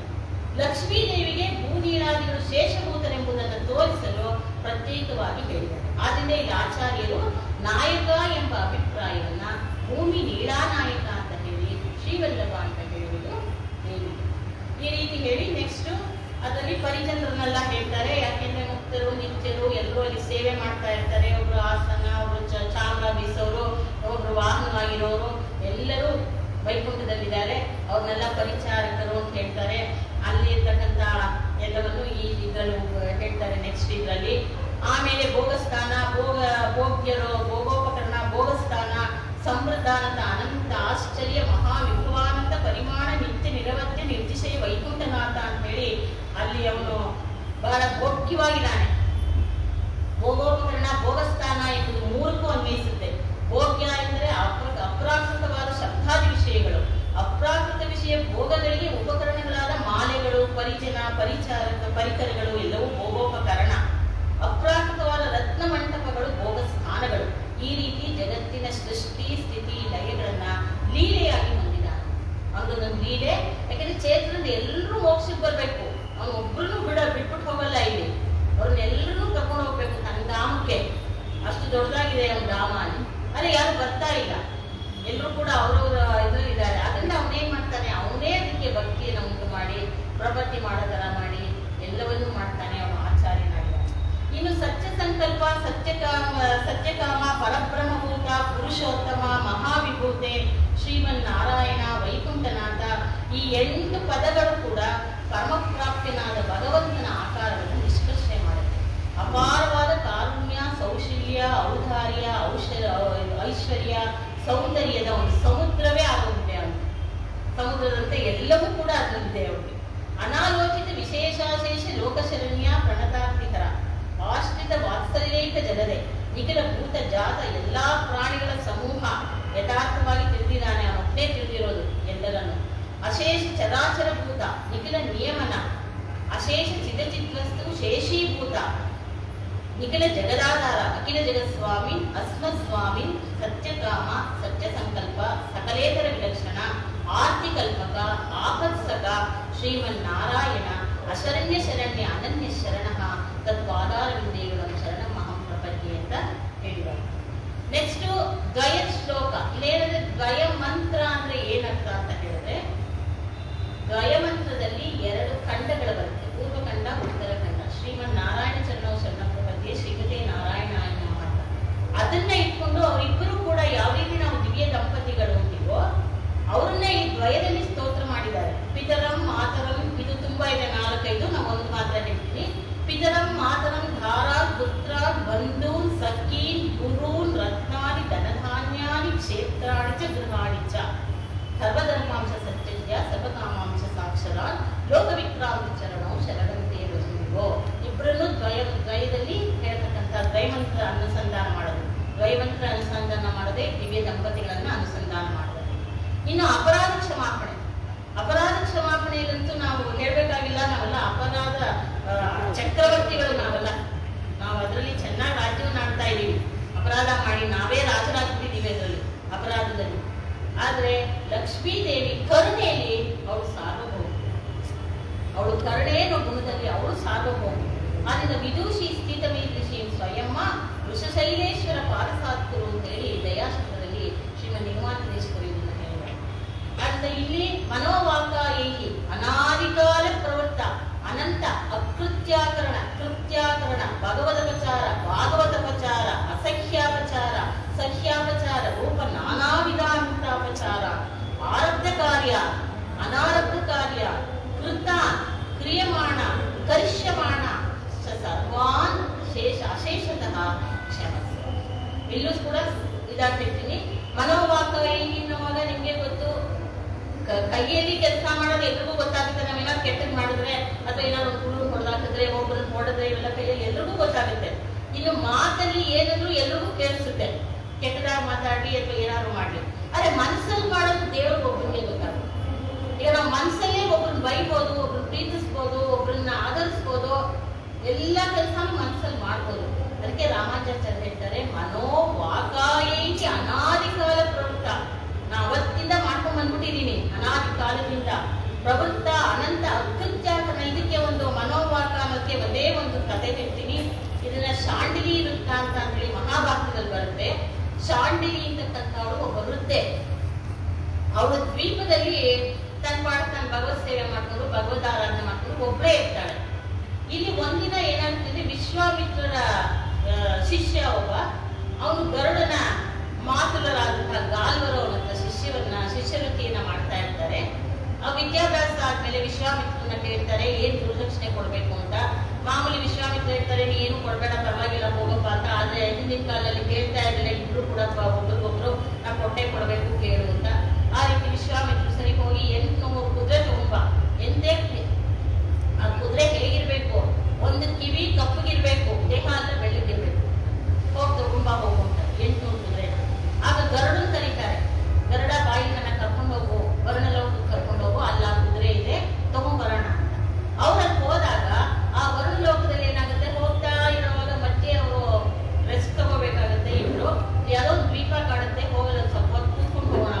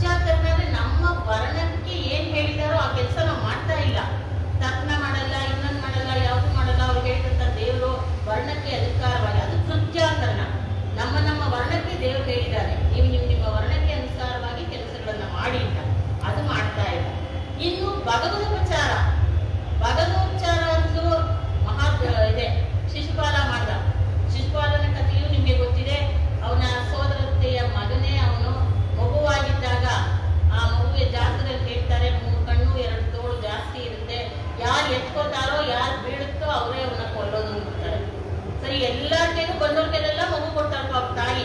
ಯಾರು ನೋಡೋಣ, ಅವ್ರನ್ನ ಕ್ಷಮೆ ಕೇಳ್ಕೊಳ್ಳೋಣ, ಅವ್ರನ್ನ ಕಾಪಾಡೋದು ಕೇಳೋಣ ಅಂತ ಎಲ್ಲರೂ ಬಂದವ್ರ ಕೈಲೆಲ್ಲ ಮಗು ಎತ್ಕೊಡಿ ಅಂತಾರೆ. ಆಗ ಕೃಷ್ಣ ಬರ್ತಾನೆ, ಕೃಷ್ಣನ್ ಕೇಳ್ಕೊಡ್ತಾರೆ. ಕೃಷ್ಣ ಎತ್ಕೊಂಡ ತಕ್ಷಣ ಮೂರು ಕೊಟ್ಟೋಗುತ್ತೆ. ಆಗ ತಾಯಿ ಭಯ ಬರುತ್ತೆ, ಅಯ್ಯೋ ಇವನೇ ಕೊಂಡ್ಬಿಡ್ತಾನೆ ಏನೋ ನನ್ನ ಮಗನ ಅಂತ ಹೇಳಿ ತಕ್ಷಣ ಮಾತಿಸ್ಕೊತಾಳೆ.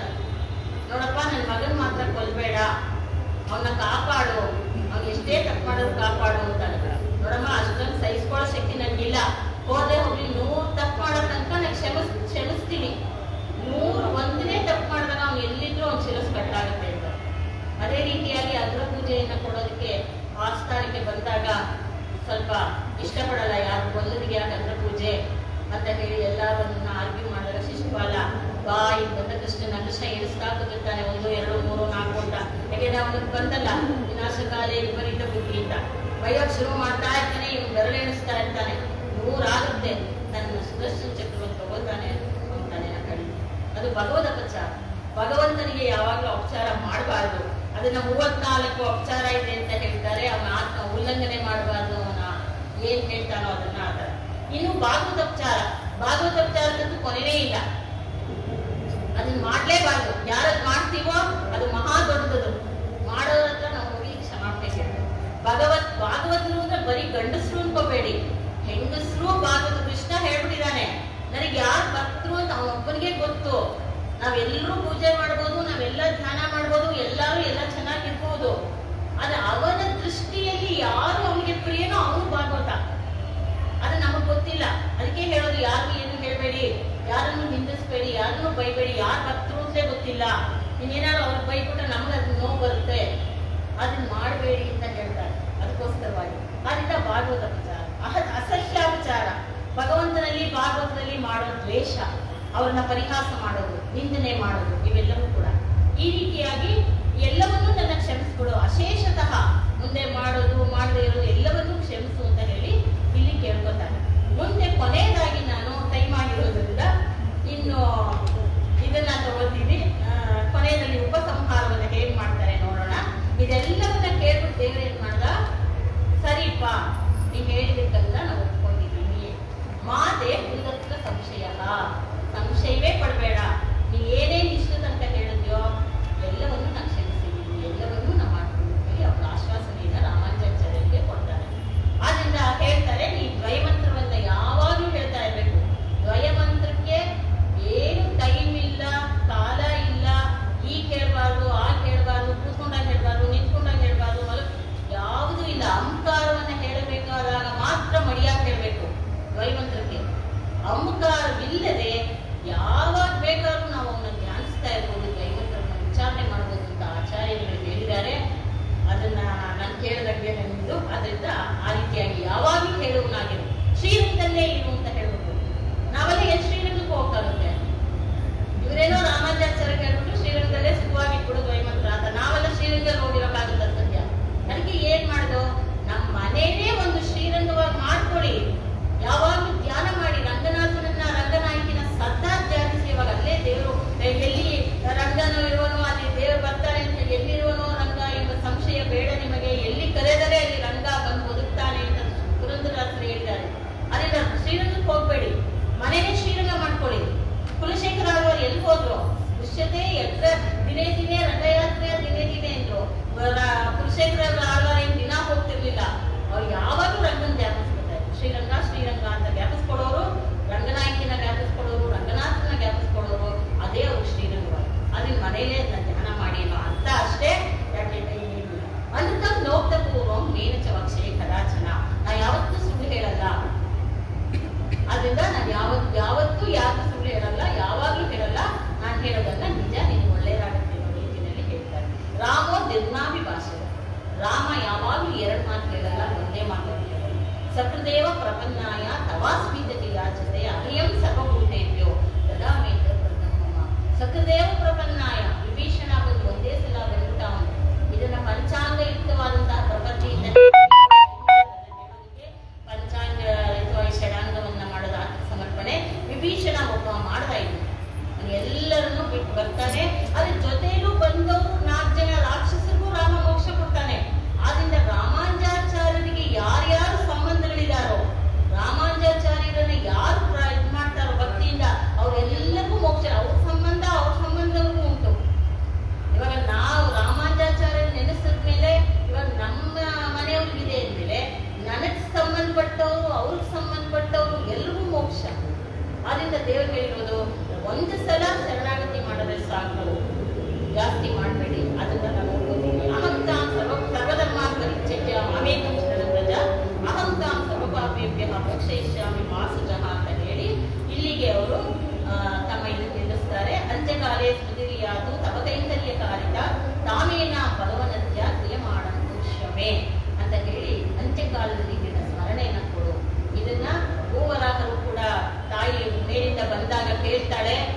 ಚೇತನರಲ್ಲ, ನನ್ನನ್ನೇನೋ ನೀ ಕಾಪಾಡ್ಬಿಟ್ಟೆ, ಹೆಂಡತಿನೋ ಒಂದು ಕರುಣೆಯಿಂದ ನನ್ನನ್ನು ಕಾಪಾಡ್ಬಿಟ್ಟೆ. ಆದ್ರೆ ಈ ಮಕ್ಕಳನ್ನೆಲ್ಲ ಯಾರು ಕಾಪಾಡ್ತಾರೆ? ನೀನು ಅವ್ರನ್ನ ಕಾಪಾಡ್ಬೇಡವಾ ಅಂತ ಕೇಳಿದಾಗ ನೀನೇನು ಯೋಚನೆ ಮಾಡಬೇಡ, ನಾನು ಆಶ್ವಾಸನೆ ಕೊಡ್ತೀನಿ. ಸಿರಿಯ ಮನಸ್ಸಿ ಸುಸತ್ವೆ ಶರೀರೇ ಸತಿಯೋ ನರಹ. ಯಾರ ಮನಸ್ಸು ಎಲ್ಲ ಚೆನ್ನಾಗಿರೋವಾಗ ನನ್ನನ್ನು ಪೂಜೆ ಮಾಡ್ತಾರೋ, ನನ್ನನ್ನು ಧ್ಯಾನಿಸ್ತಾರೋ ಅಂಥವರು ಒಂದು ಮರದ ತುಂಡು ತರ, ಏನು ಗೊತ್ತಿದೆ ಕೋಮಾ ಸ್ಟೇಜ್ ಅಂತೀವಲ್ಲ ಅಂತ ಸ್ಟೇಜ್ ಅಲ್ಲಿ ಅವ್ರು ಇದ್ರೂ ಕೂಡ ನಾನು ಅವ್ರನ್ನ ಸ್ಮರಿಸ್ಕೋತೀನಾಗ. ಯಾಕೆಂದ್ರೆ ಅವ್ರು ಒಳ್ಳೆ ಟೈಮಲ್ಲಿ ನನ್ನ ಧ್ಯಾನಿಸ್ತಿದ್ದಾರೆ, ಚೆನ್ನಾಗಿರುವಾಗ ನನ್ನ ಧ್ಯಾನಿಸ್ಬಿಟ್ಟಿದ್ದಾರೆ ಅವರು. ಅದನ್ನ ಮನಸ್ಸಲ್ಲಿ ಇಟ್ಕೋತೀನಿ. ಅಂಥವ್ರನ್ನ ನಾನು ಎಂಥ ಹೀನ ಸ್ಥಿತಿಲಿದ್ರು ಕೂಡ ನಾನೇ ಅವ್ರನ್ನ ಸ್ಮರಿಸ್ಕೊಂಡೋಗಿ ಮೋಕ್ಷಕ್ಕೆ ಕರ್ಕೊಂಡು ಹೋಗ್ತೀನಿ ಅಂತ ಹೇಳಿ ಭೂಮಿ ದೇವಿಯ ಆಶ್ವಾಸನೆಯನ್ನು ವರಹದೇವರು ಕೊಟ್ಟಿದ್ದಾರೆ. ಆದ್ರಿಂದ ಅಂತ್ಯಕಾಲೇ ಸ್ಮೃತಿಯಾದವು, ಕೊನೆ ಕಾಲದಲ್ಲಿ ನನಗೆ ನಿನ್ನ ಧ್ಯಾನವನ್ನ ಬರುವಂತೆ ಮಾಡುವೆ ಕೂಡಾಗಿ ಈ ರಾಮಾನುಜಾಚಾರ್ಯರು ಹೇಳಿದ್ದಾರೆ. ಇದು ತುಂಬಾ ದೊಡ್ಡದು, ನಾನೆಲ್ಲ ಲಘುವಾಗಿ ಹೇಳಿದ್ದೀನಿ. ಈ ಒಂದು ರಾಮಾನುಜಾಚಾರ್ಯ ತಿರುನಕ್ಷತ್ರದಲ್ಲಿ ನಿಜವಾಗ್ಲೂ ನಾನು ಹೇಳ್ತೀನಿ ಅನ್ನೋ ಧೈರ್ಯ ಕೂಡ ಇರಲಿಲ್ಲ. ಆ ದೇವಿನೇ ನನಗೆ ಶಕ್ತಿ ಕೊಟ್ಟಿದ್ದಾಳೆ ಅಷ್ಟೇ. ನಾನು ಖಂಡಿತವಾಗ್ಲೂ ಮಾತಾಡ್ತೀನಿ. ನೆನ್ನೆ ತನಕ ಹೆದ್ದುಕೊಂಡಿದ್ದೇವೆ, ಹೇಳಿದ್ರೆ ನಾನು ಹೋಗಿ ನೀವೇ ಹೋಗ್ತೀರಾ ನನ್ನ ಬಂದು ಹೇಳೋಕೆ ಅಂತ ಇದ್ದೆ. ನನಗೆ ಭಯ, ನನಗೆ ಯಾಕಂದ್ರೆ ನನ್ನ ನೋಡಿದ್ರೆ ಭಯ ಆಗುತ್ತೆ, ನೀವೇ ನನ್ನ ಬಂದು ಹೇಳ್ಬಿಡಿ ಹೋಗಿ ಅಂತ ಹೇಳ್ತಾ ಇದ್ದೆ. ಆ ಟಾಪಿಕ್ ಇಂದ ತಗೊಂಡು ಅದರಿಂದ ಏನೋ ದೇವರೇ ಪ್ರೇರಣೆ ಮಾಡಿದ್ದಾರೆ. ನಿಜವಾಗ್ಲೂ ನನಗೆ ಅವಕಾಶ ಕೊಟ್ಟು TTD ಅವ್ರಿಗೂ, ಈ ಒಂದು ಗುರುವಾಯೂರಪ್ಪನಿವ್ರಿಗೂ, ಮತ್ತೆ ದೊಡ್ಡವ್ರ ಹೆಸರು ಹೇಳಬಾರ್ದು, ಸಲ್ಲಿಸ್ತೀನಿ. ನಮ್ಮ ಸೌಭಾಗ್ಯ ಅಷ್ಟೇ. ಈ ಒಂದು ಸನ್ನಿಧಿಯಲ್ಲಿ ಇಬ್ಬರು ದ್ವಯಮಂತ್ರವನ್ನ ಜ್ಞಾಪಿಸ್ಕೊಂಡಿಲ್ಲ ನಾವಿಲ್ಲಿ. ಆಚಾರ್ಯ ದ್ವಯರನ್ನು ಜ್ಞಾಪಿಸ್ಕೊಂಡಿದ್ದೀವಿ. ಯಾಕಂದ್ರೆ ರಾಮಾನುಜಾಚಾರ್ಯರು ವೇದಾಂತ ದೇಶಿಕರು ಇಬ್ಬರನ್ನು ಬರ್ಸಿದ್ದೀವಿ. ಆಚಾರ್ಯ ದ್ವಯರನ್ನು ಕೂಡ ಒಂದಲ್ಲ ಎರಡಲ್ಲ ಅಷ್ಟಲಕ್ಷ್ಮಿ ಇದ್ದಾರೆ ಇಲ್ಲಿ. ಭಯ ಅನ್ಕೊಂಡ ಈ ತರ ಹೇಳ್ತಾ ಅಲ್ಲ, ನಮಗೆಲ್ಲ ಭಯ ಬರ್ಲಿ ಅಂತ ಹೇಳಿದಾರೆ.